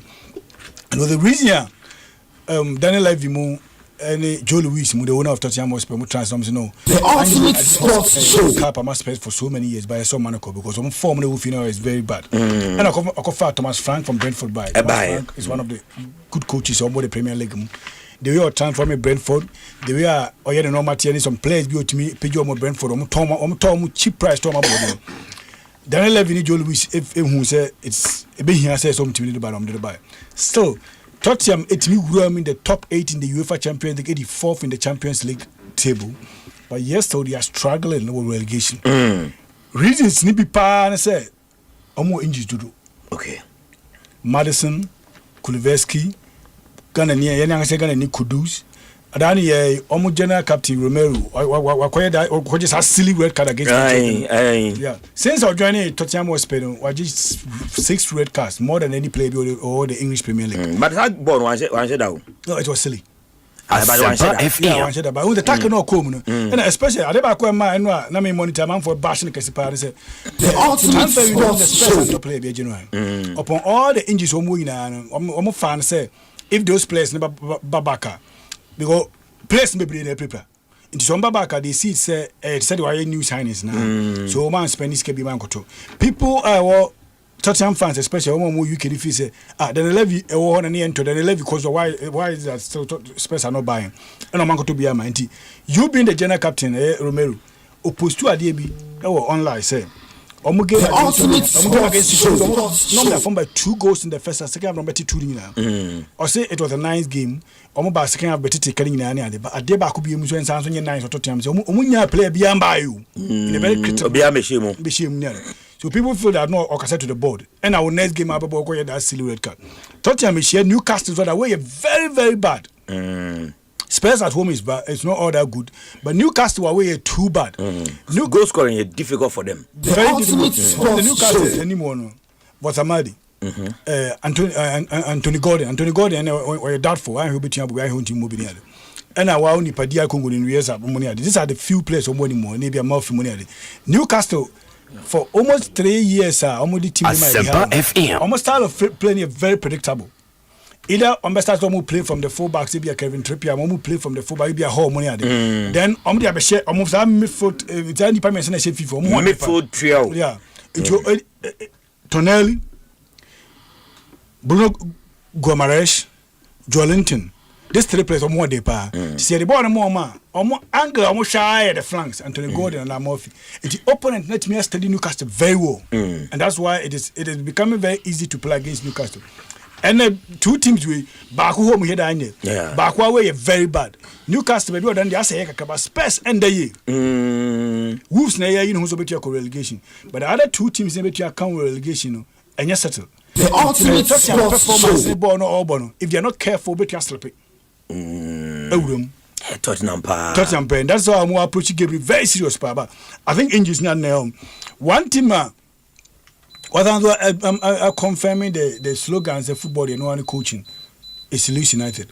Leeds United free the championship in the buy with a typical 4-3-3, sometimes about 4-2-3-1. And on the blow for offside the championship. To maybe the Premier League, they were struggling because when you want to play offensive training, you need quality players as compared to open and down and ball. It's not more and or safety call the 3-5-2. Since then, Leeds United have been very difficult to beat. In that game against Manchester City, they were down by 2 goals on better team. The City showed them late goal 3-2. Ever since that, I made a very good results, pa. And I'm going Stamford Bridge against Chelsea. I'm going to Chelsea. And your coach of what? Don't forget the Kopama Kopama a very good player. Chelsea team, about to the party, easy to win games, but it's going to be an interesting game. The 9 years sharp too much. We're very, very prolific when it comes to accuracy. Say, more born than Oman about 3, move 2 before. And Chano decided, body by this. Very, very good. The problem in this season is injuries. I'm managing the time. I'm managing quite about more games. Then again, I think on may say Senegalese striker Jackson. Only Jackson Penn a very very good party. And only other back had a crack. Oh, any other crack. Yeah, in the nine a back in hard. I think because all ball left and ball right. So ball left. But he's a very good player. Maybe who is underrated. Yeah, because he's an English. Because last season, boy, Kupama boy, pa. So for Brazil, or for Spain, or for any other country, Argentina can be because of Asempa they decided big games. When in the game against Leeds United, the game will produce goals near the end. I hope so. Chelsea for between managing the Leeds United because Leeds United looks like they will score a goal. A very open game, yeah. Very open game. Okay, Masa Medase, Ken Bray, Ken Kanija Bra. Yeah. Now so many game I'll be fine. Papa, since December 1999, Leeds United in Tuminshire, Chelsea, it was Stamford Bridge, and this is the time at Chelsea were formed of their lives. I mean, 7 wins out of the 9 games on my ball under Liam Rosinua. Minimum kwaya Leeds United befaswa to me aha Chelsea. It was Stamford Bridge. Yes, in the first leg at Leeds United ball home no. Share Chelsea by 3-1. But like I'm saying, records and history it was Stamford Bridge, and at this particular moment, it was season Chelsea looks so strong as a team as compared to Leeds United, and I'm sure some be sure and the investors will share Chelsea goal range 3 upwards. Chelsea goal range 3 upwards. It's either Chelsea is winning 3-1 or probably 4-1. Leeds United for sure they can score, but Chelsea goal range 3 and then upwards. Manchester United bottom and at the West Ham, a very cracker of a game, cracker in a sense that first leg on ball Old Trafford, on ball 1-1. Yeah. Now from the observers' point, the conversation of a diehard Manchester United supporter, Frank Letter, ordinary team atoso. I reckon the story by no. What true be amo be atia say wako 500 days the last time we unity no. Wako 500 days of own unity. And since October 2024, and all the two just say if Manchester United are able to win consecutive games 5 obey unity. Yeah. And when him says since October till date, United to me achieve that fit. In fact, the last time United won 5 consecutive games, was in last year February. Apart from February, United in Tumin 5 consecutive games. Inti Emma and Komono Ayadin Kakra. And yes, you cannot take anything away from Manchester United, especially what they've done under Michael Carrick. Yeah. But against West Ham, a tricky game for Manchester United. Yes, against West Ham, it's a tricky game. A tricky game. Because when him say, Papa, we check it, the last 5 competitive games are Manchester United and West Ham bar. It's always difficult for Man U. Always difficult. Almost just 1 win. Always very difficult. Maybe not under Carrick. Well, and I can say the Carrick factor can change the dynamics of this particular game. But then again, we can't take anything away from West Ham team, especially the West Ham team. Enemies almost struggle. They will come out gun blazing and then against Manchester United, especially knowing say. Factors in it is United. This will be the first time since last year February. United to me winning 5 consecutive games. Yes, and Michael Carrick a good ride in the EPL for Manchester United. So therefore, person must stop. And a Koswa. Mamin family in Siena in Peninform and Twaso with other discussion. Meaning say as time goes on, yeah, share 1 Laporta any Barcelona presidential elections. Basso and home community Medemedia. Okay. Ken Kaninja and Motin kind of fantastic. Ken, we'll do this again. Ochina na to me at Twaso. And don't forget that a young Komaya shall say regarding the NS, we'll come back to it again. Because before Ghana Mali, what is a story be by say World Cup qualifier? Qualifier, no? Okay. What is a story be by say before the game? Insiders of the NSA. Cables are connected light. A month for cables more. Emma ya copy businessman be mano ebe fande me ye. Ebe so ye. Against Comoros. Baby ano ma cording ho of say ma supporters in Tina. Po ni esi akire no. Eno so yenya inside the sa. Sakutwa wo yesima. Just say enuma odi sama akoso no. Me sure say interesting point of interest the other side of the story. Yama director aya chairman. Director, good morning. I go who be vice through. Director na ho ye. Na no pay asema makofa be. Say me ba check akra. Oh say Juma de menenam sa. That's the table with this super because any Tuesday. Okay. We started Tuesday near the Wednesday. What's the other side? Oh, NS na nyehwe. Okay, but so I hear say the point acting the ultimate sports show. Yeah. Acting director general. Yeah. Say portfolio no. Exactly. Eti for ne ahwefo edamase. Da bia na machia na na abrapia. Yeah. Ko haram pesi esuande. Yeah. Mo de mo na mo ya mranti am okrom. Ne de e basa ne pese ye de ye hwe se Asempa FM. But what I say. Me ba cho Ethiopia. Unim say meba the appointment and few other things. Other things, okay. But my person me share the broader issues in perspective. Unim say by law. By law. Yeah. As I say, a buy a appointed board.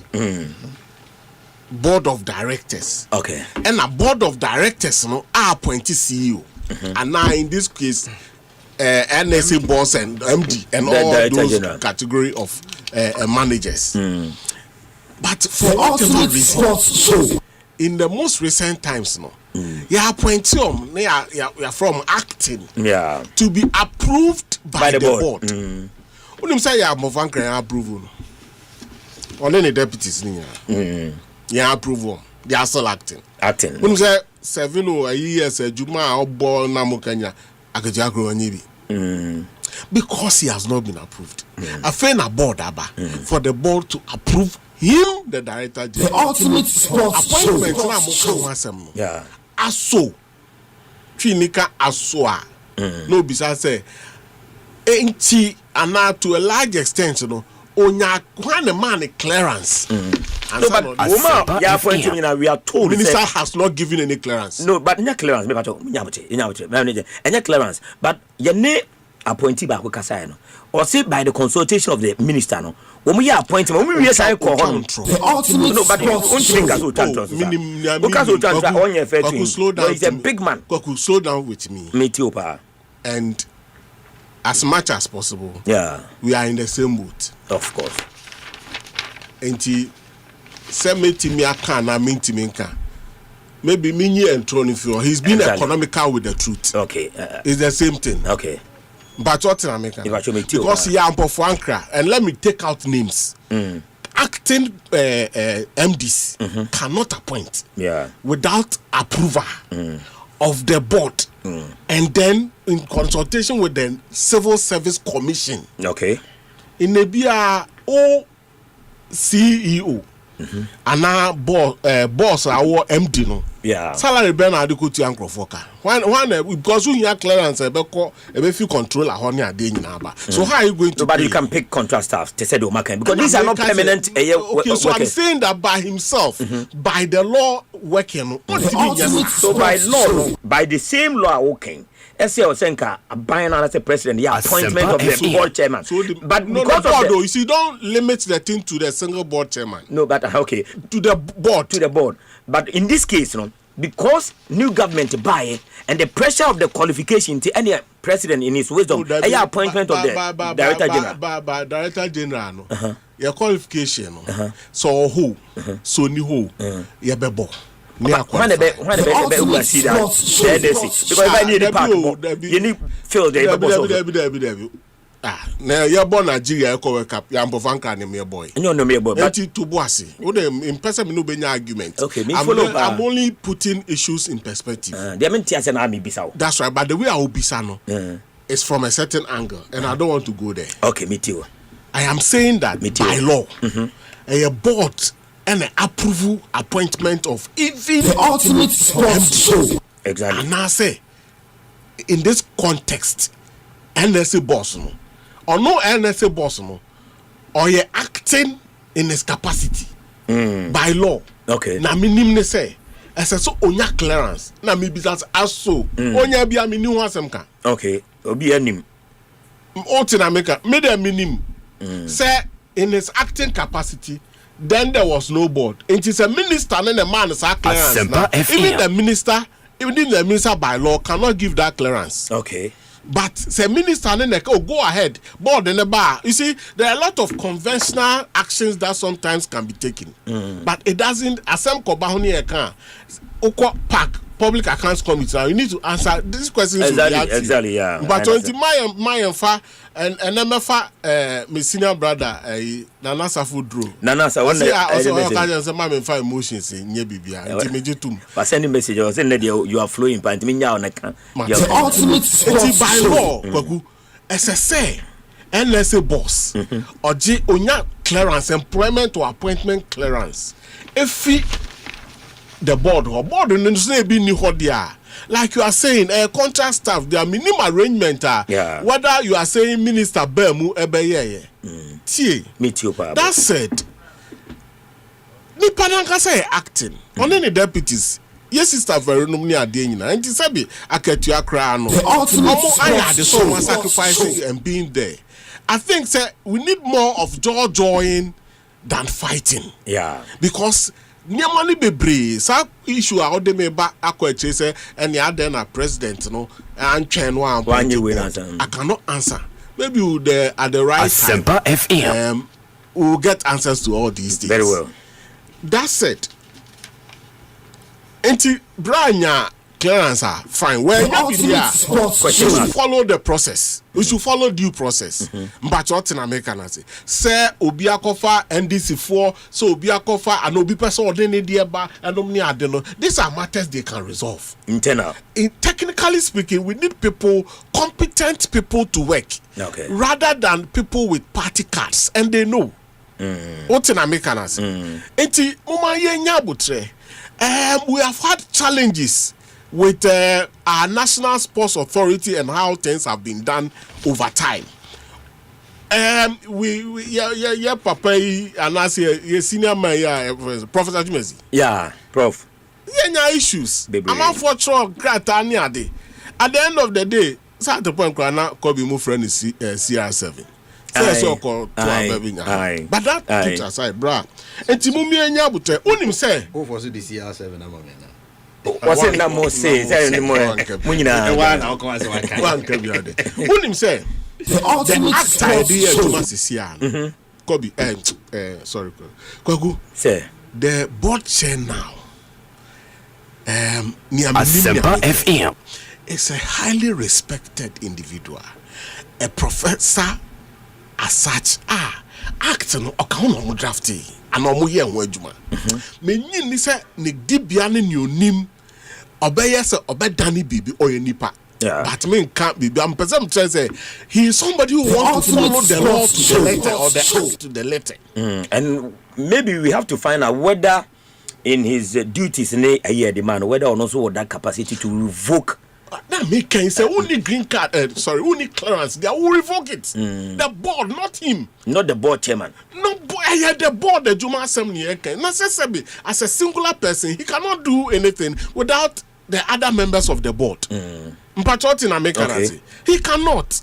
I'm saying, say the current board acting NSA boss, no.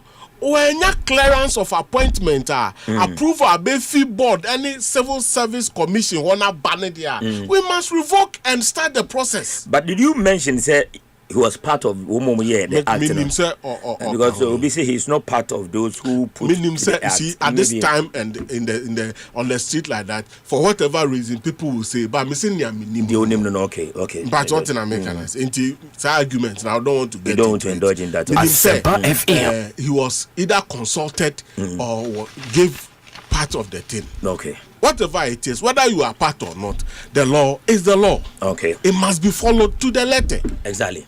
Into my key question, and pay maybe say, did we get clearance, whether part-time staff, whether regular staff, whether whatever, abansi kan ye de betu omka exactly but what in America it is a only clearance there. Let us start the ultimate. I think it is important we all get this right very well.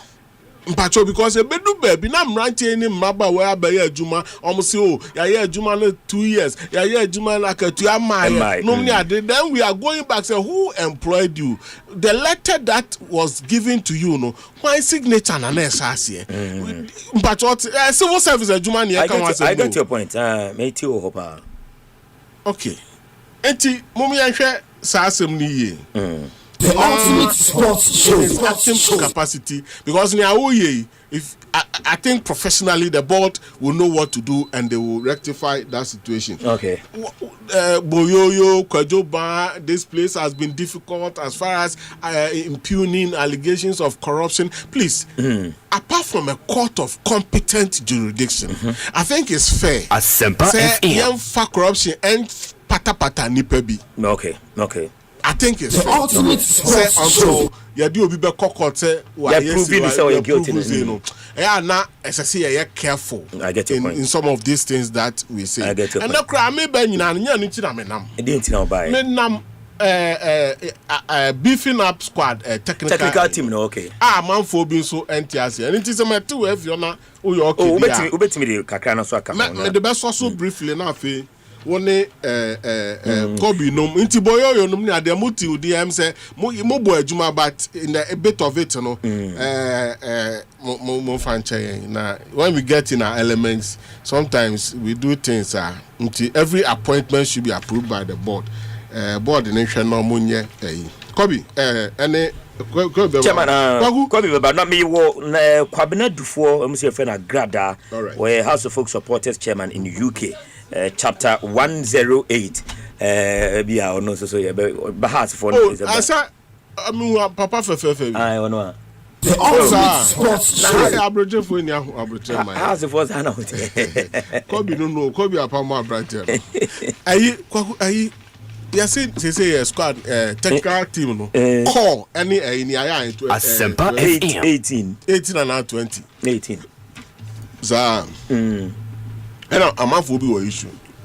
Sir, I'm taking funny comments be by quickly. And it's now Kromuha. At least a lot of people after he said the ultimate sports show. Yeah, want support. Yeah, no support. And I was happy that at a point Yenuya Henry Asante hinte say coach no cry I make some requests in that direction. Yeah. And I'm penny for ahwe no mde nipa num in with various abilities and you to come in. But I mean, quick education. Unim say World Cup here Koboy. It's more of like managing a multinational organization. The World Cup level and yet Baira Abrowajo. The World Cup is a big stage. Yeah, very. Until we hear elite tactical adaptability. I know what you're saying. Oh. Tactical prowess and now tactical adwuma otimiya with your team and everything. I say wosro pa mame fa pa anka ho. Say unya immense physical endurance. Okay. Say unya deep squad depth. Nafe because we are talking of 48 team tournament. Yeah. 104 match format across the nations. Until a lot to change with 16 groups of 3. Teams need to excel in short turnaround scenarios. Okay. To manage the extreme travel and diverse climate conditions. The ultimate sports show. And nothing necessary we hear expanded squad depth. Okay. Tactical versatility, logistical resilience, performance stability, mental toughness. Okay. Now we know mental toughness in no captain and South Africa empty part crown so mental toughness. No, but I know he knows it and you know because any kwaku the stakes are high, very high. 34 March, first round 17. Yeah, the FA Cup Obi walk across me pra. Obi walk across here. Sometimes I've come here to question the technical abilities of the physiotherapists before. Is it crowd here? Injuries. The ultimate sports show. For a team to be truly competitive at the World Cup, what I said, for a team to be truly competitive, the total, technical and support staff could be working within 30 and 45. It's possible. 30 and 45. Yeah, it's possible. At the World Cup stage. Because what do we need? You need the core technical staff, 3 to 5. Assistant coaches, including specialized set piece or attacking coaches. Areas, yeah. And not modern football near Bono. I can't anymore. Until coach, assistant, now bench. Just like that. Goalkeeper trainer. No. In fact, the men who are supposed to sit at the bench, FIFA are expanding. Yes. Because see, Kwaku, apart from core technical staff, we need performance conditioning. Okay. And also technical handlers never here. You need medical and rehabilitation team of say 4 to 6 physiotherapists, 2 to 3 doctors or team physicians, and 1 to 2 massage therapists to handle rapid recovery. Now your budget bit to me, sir. Mebaho. Kwacha de fair this kind of Asempa FM. Okay. Mebaho. Psychology and wellness. You need technical analysis and scouting. Okay. Team to do all these things. And then you come to logistics administration. I don't know if you are the ultimate sports show. When you make a question, say, yeah, they're 18 or 20, no. Sabi 30 and 45. I don't just say 30 and I 45. Sometimes let's give our handlers some benefit of doubt. Okay. And allow them to work on our behalf. I said, this is our 5th World Cup for Christ's sake. Lessons have been learned. Okay. Until ABA say, okay, the numbers fine, but the individuals involved, are they the best that we can find? That is where your issue of budget comes in. That's a heavy reliance in your fan. Send the grandson. You're cutting a coat according to our cloth. So we are not getting quote and unquote mano dasunaso mole technical handlers, but they are good to give us something.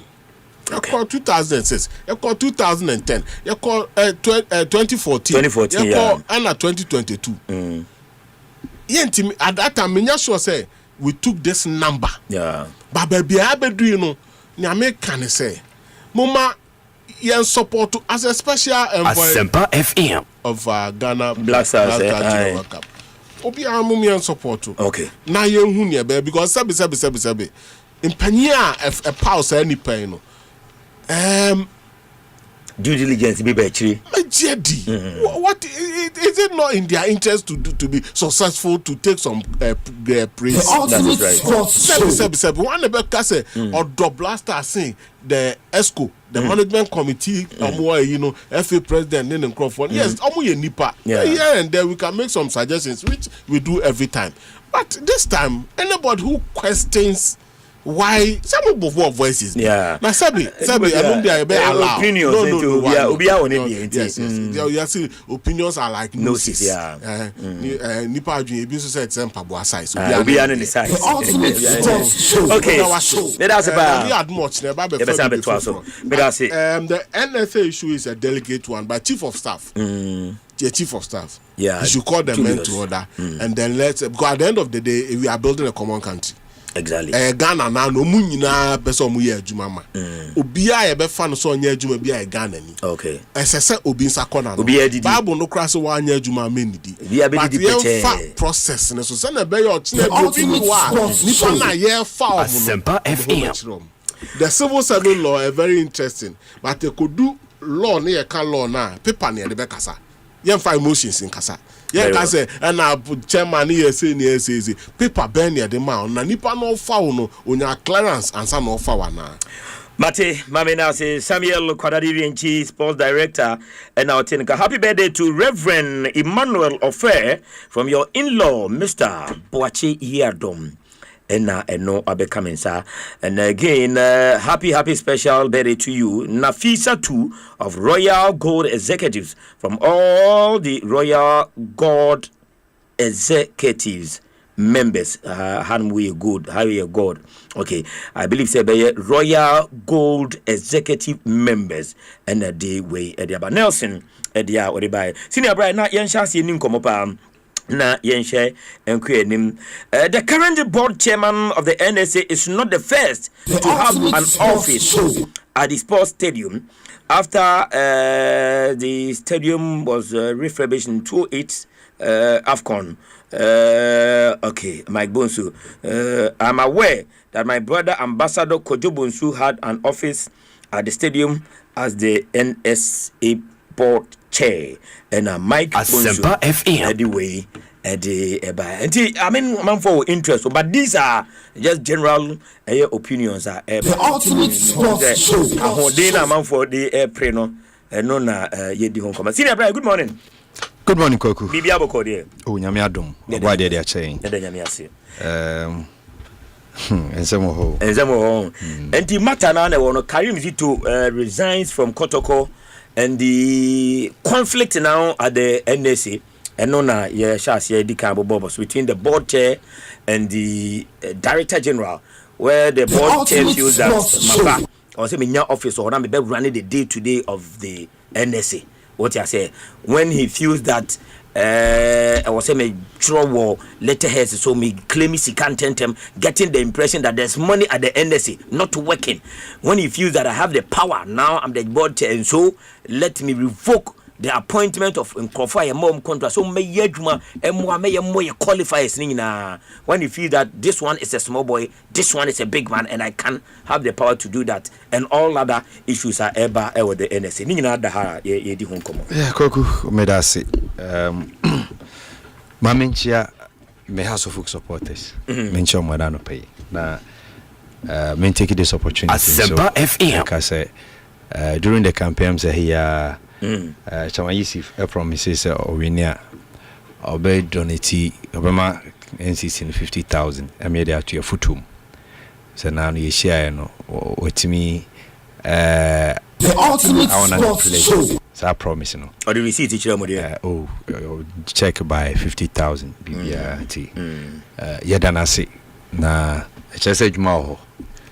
Enti yenso ye bebo anama ye juma no. Amana koyie. Okay. Yusuf Abdullah yadawase nanu pay NCC ni na dawase Kwaku senior NCC your friend is NSA asemi NSA me de mehu omo operation ni makakra the ultimate sports show but the maybe twema me kai say me aminwa o say me nsan boba e ba na me ko pa sanso na chumasi de man shadan ko bebre but na the deputy also so no madam Fitina Mitako no crewo National Sports Authority any Santa one it didn't start today. Yeah, it's been there for long. The ultimate sports show. Board chair cry no Ugani niama bebresi ono a ubisa no befen so much raw koku de this answer ni nyina abani National Sports Authority CEO President now appointed. Director General. Director General, MD. DG. President and now appointed. The same president now so with recommendation of whatever from ministry and or the board chairman soba. Appointment in free kasim. Into bia or power free baby or the buy. Was this okay na ubia power swan. Power strike with them. The Kaninja is Samidin by say, oh, power. What I say? Power. So, Samid do by just so power. So, baby, I will know to me free no. And no, and a mau jinaye. Yeah. Because Deputy Director General, Miamiya Vero, Minya Bavero, Veronica come President appointed. Ne other deputy. President and appointed. Omuna character free a bank semo. And a buy. The only difference is that we was through, we were form, we will see. but obia gene power free baby. Can you just try and find me? I want to know the board members of the NSA. The board members.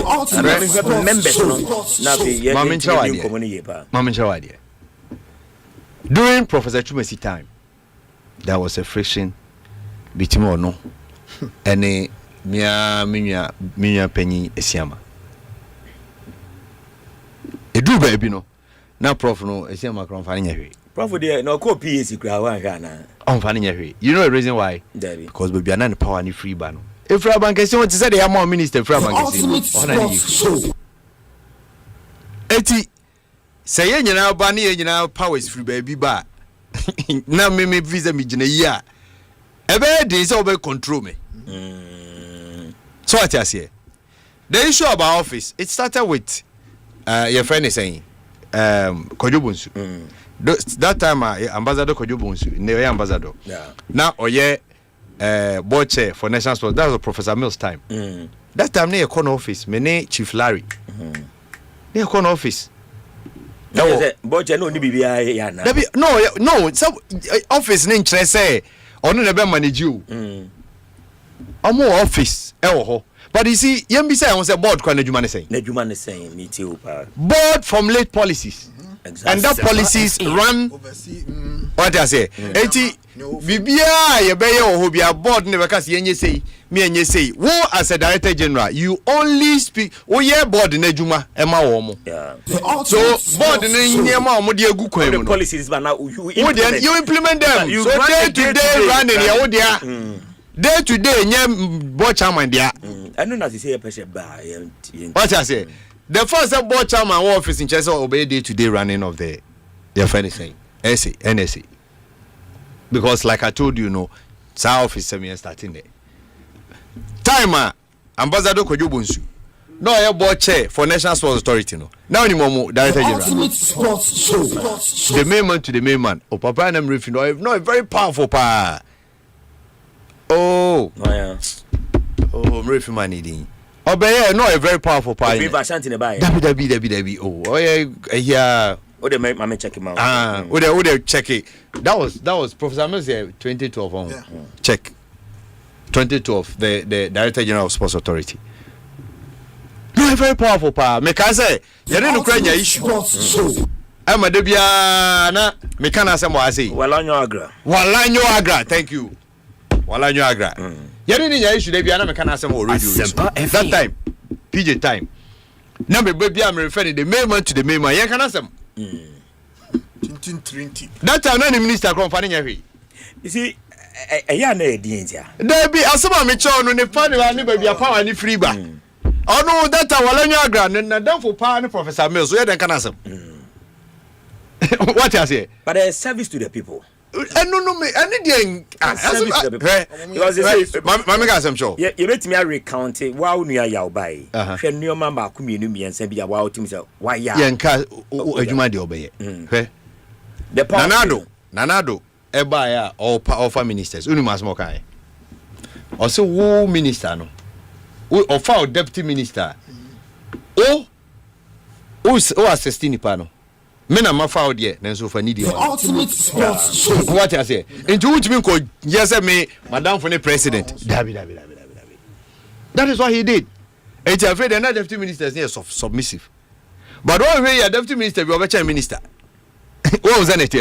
And that is the problem with the National Sports Authority. Oh, now they say if you ask Mammy Casam Show. Okay? A Jumabia. Yet Mawa and Kanka is state institution near the Mana Sebi Munyan. That's all we did now. And I ask you are of Papa and Sakwa. Mama example. A press, Ghana Press company. Omona, say a publish it, you near maybe Omona. Ghana Publishing, thank you. I am the Swami Dino. Papa be a demand your friend David Asante. Now you're the chow crown pay. The ultimate sports. And then why am I very profitable? I'm was sense of beer branches crowd baby and emo musica and no call be any aji.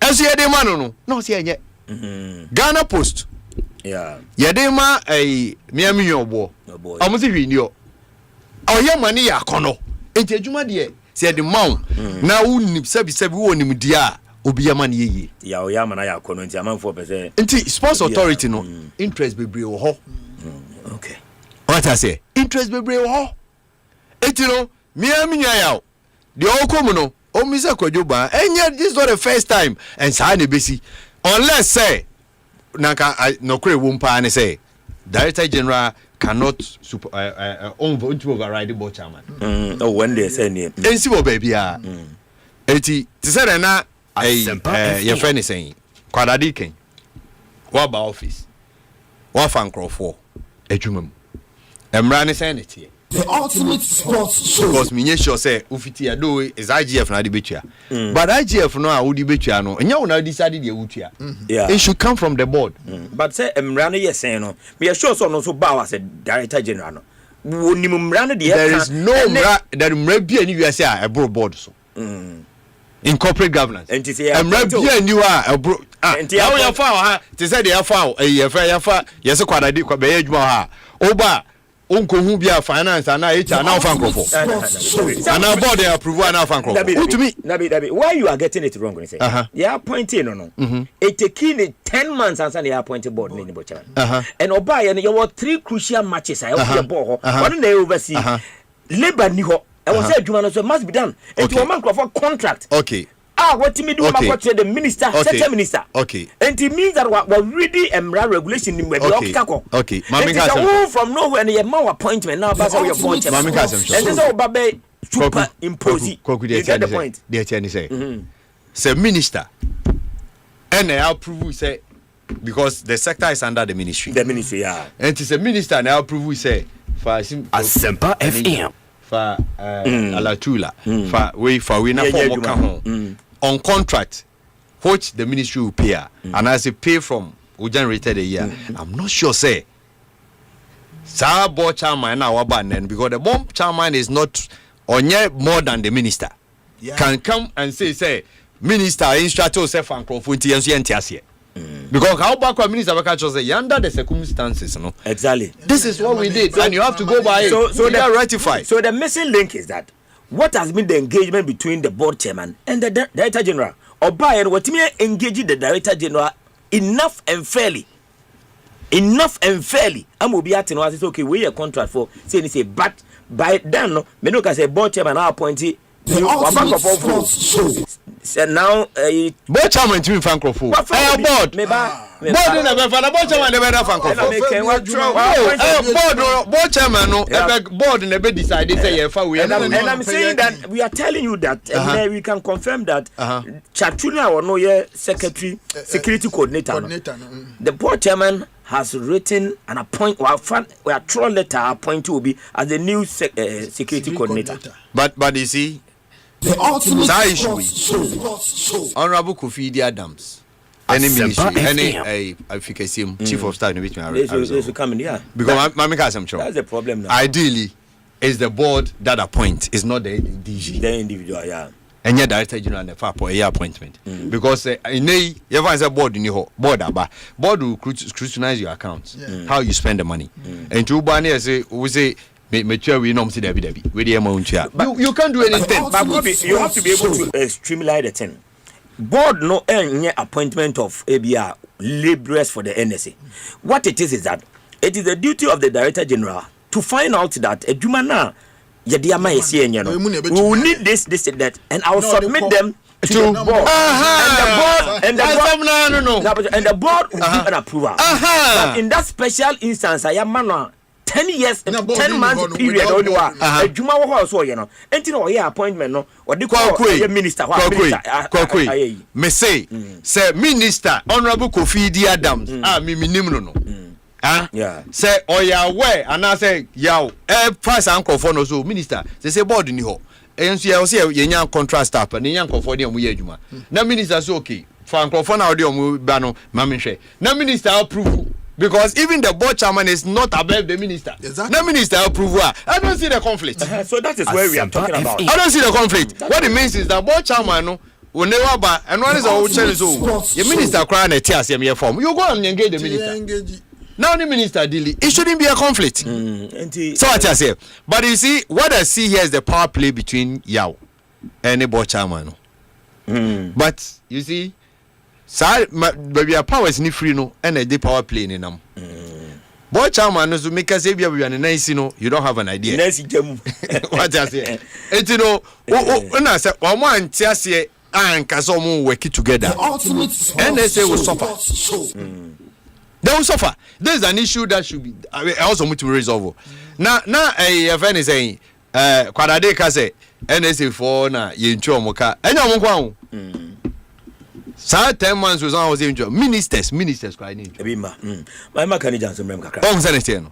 Eti Kogu, no crew woman is said, we should need it. Honorable Julius Deborah, honorable chief of staff, or no pet the between our resolve issue. What they have to do is that they have to also move honorable Kofi Adams. Make I will say Kofi Adams to me resolve. Also to me from when you no, to me come on, and once I call a chief of staff. So what I say, and now say only chief of staff new come no resolve, no far report to come on now because. At the end of the day, you might be causing here. But as senior, my main home is my baby, and I wash your union for Karim to resign.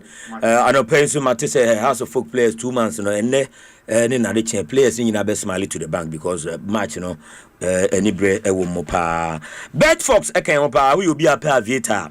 Bed Fox said drop pay hundreds of thousands of free bets and the amount. Now immediately you sign it up, I'll bring you 10 free bets. And so just sign up this year. Bedfox.com.gh and more at the airboypa DBS Industries Limited. So can you pay 10% discount on your purchase. Open so to any kind and as all types of alusin cooking sheeter. Ubenya exciting a discount on the BBR. I currently contractors in and chance here the boy dance in free DBS Industries Limited. Freya in 0240 844444. And we are cry line Kumasi 0506004141. Takrade 05060044242. DBS Industries Limited. The roofing. Pa. If you, I'm in fact, Betano, the also encounter now. Betano arrived to Ghana, so start strong and then welcome bonus. No, we bring 2,000 plus a year Akrabus multiply of a year winning instant payment. Then a Betano.com. Odiana over a platform, sir, over ball a year exciting crash games like Aviator and so much more. So just register now. Betano.com.gh and no enable. I may be a Kamapa. University Canada, baby, will be a pebi na etimi abwa ama also etimi akọ na ye kabia also etimi akabi na sika e ma okabia e bempa kanija bra kakra bi wo ho na fe mema ye senior hwe kotokod ne ye bre no kra ya bia no kakra bi for education purpose omo NSA board ne sunie famame Dr. Fred Awa, the chairperson, then National Sports Authority, Director General, Yawampofo Ankra, National Sports College, Fuseni Bawa, Ministry of Sports and Recreation, your representative, Samuel Dukusafo. Lawyer. Okay. Ministry of Finance, Nanajua Ousu Amo, Ministry of Education. Is Haku Al Hassan and Security Service Sports Association, Colonel Richard Kofi Akoto, tertiary institutions, Dr. Lugutera Austin, Wuntimpaga, and National Paralympic Committee, Samson Dean, Ghana Olympic Committee, Richard Kofi Akpokavi, distinguished sporting personalities, Hajia Sulemana Zenabu, Alhaji Idrisu Mutawakilu Ahmed, persons in sports development, Professor Emmanuel Osei Sapon, Teresa Osahin, Hamilton Kweku Nissen, Nizon, Way Ene and Kofua, Omodosu pa 13 I'm 13. Okay, to 13. I'm Monday to be 2029. And penny for so 2029 penny for. And then I saw my friend emergency meeting. Papa, we are sending NBA and one only Kobe area. I like the academic exercise. Your sports director, Eddie Ebaye. Yeah. But the missing link was say Abino and a critique this mess, and they have to help and then clean the mess. Simple. That's all. Because I'm gonna appointed director general before constituted and appointing the board. Ya buy you know. And senior, you able qualify see, you able Chad, you able Comoros, you able Mali. At a point I'm making, you able Mali. I'm for inside this war, and they say one of my woman, one visit position be crying so much. There, you could yes when you are there. Say you to me and you qualify see more ha. I'm young qualified. And Kaya Povanka and Sammy Cranky Sakin. Maestro. Qualifiers no. Ya which me fan for contract. You are new chum Kanyako. You see, when it comes to public sector, oh yeah, near maybe now on 3 years. Later, wow, you mean good. But the beba na sounds a bit out. So what I say. Okay. Me, I it's not like appointment now, yeah, no wrong. But you see, one way you know I'm from Rana and Tonwa. Mrano bebana zambe by two. You meant good, the way any, but nam Rano so abe chichro. Okay. Mate, Mammy, and Tia Wakotoko, any carry to the end of Kakrevina. Yabasia Batana, the same NSA issues as and Rana say Kotoko, Apam Karimzito. Resignation. I resign. Who take coach on one also I resign on one choice. Also on one. But you can force to resign. It doesn't still matter. It doesn't change. You can be forced to resign. Say force one and to resign. Because they do baby are now reputation. Any now honey I chose massa. We now resign. Yes sir, you be ready. So Coach Karim Zito madam for. I'm so koye juma. Kotoko ne de endia wa bobi pen na wa kokochi na yen de enye ye de emfa ye ho ye de ne wo se hwe nyame pa na wo twa wie ye ne na yesimu suro Karim Zito pa nto koyi de oh dabi enye na sa Karim Zito oba ye no wa hye ba ko yen so hye ne ba ko baden ko we bi anko be san ko hye mo o say ke bi anko be hye mo last na nka oh football de bibia timisi so what I say minim say Sabi didi drama ni so no say yeze kwase ade intenti asompre no ono so mi so so betan say mi ya hye ne saa but Hamza obi na jede ama no munya careful o ma jama na saa no na say Hamza yenim no na so ono so nim mo na Hamza yenim ne ofi ha ne koyo Hamza de oya wall oya na mesi yenim no yenim Hamza munim de ba didi nim no Gazali nim no na jawo nim no o mi na so fitamale say ya minim no mesi yenim no Hamza no oya poison also mesi yenim no yen has for match na say 5 p.m. Sunday obema kwana na etenti ama mo Hamza me dem akacha supporters ne say obia o person cook mas no ene bus ho ye nyina yen cook mas ene na moko na Friday ya the bus be si bus be fi akono e be call Saturday and Sunday anopa I think Sunday anopa ye be call okay yes yeah me the American say omo ya madwin so be call no ye be call na kotoko de say enim say unze team bi asesa coach a players attitude is different yeah no correct and we cry anya say assistant coach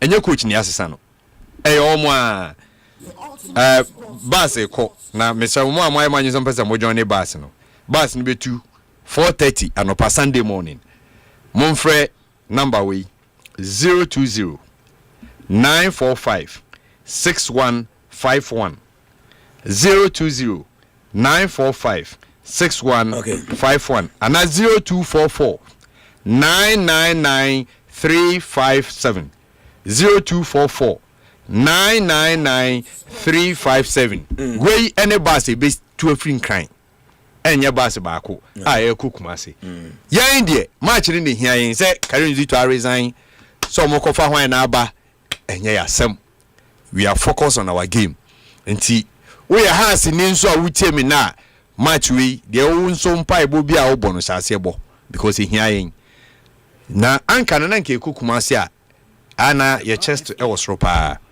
I'm say 2 seasons we need omo atan ni je so ho enti ye catch supporters no Kumase some of us we di kan ni akohwechi ama bibi etimi akonkan enti Karim Zito de wabe na djuma na kotokofo ne say aduana yi na frim ono na resign enti onfa na djuma nto na de see stadium na anu after aduana yi omu we just go betimi ato azakochi na make into resign na make kan enti such situation na be mo resign what is so he was forced to resign so enti yanhwe na pinkan ka sembi before the aduana game o say se omo nhwe ye na aduana yi omo a technical team no bibi besi playing body meaning playing body then dey besi but technical team BBC and here the anya nwanwa but we are ready for Sunday. Senior Meda Sepa Betway the Betway influencer eso ya sene wo de ane so be hye wo out no games no na the amount now for group mo na obi obetwa bi di bibia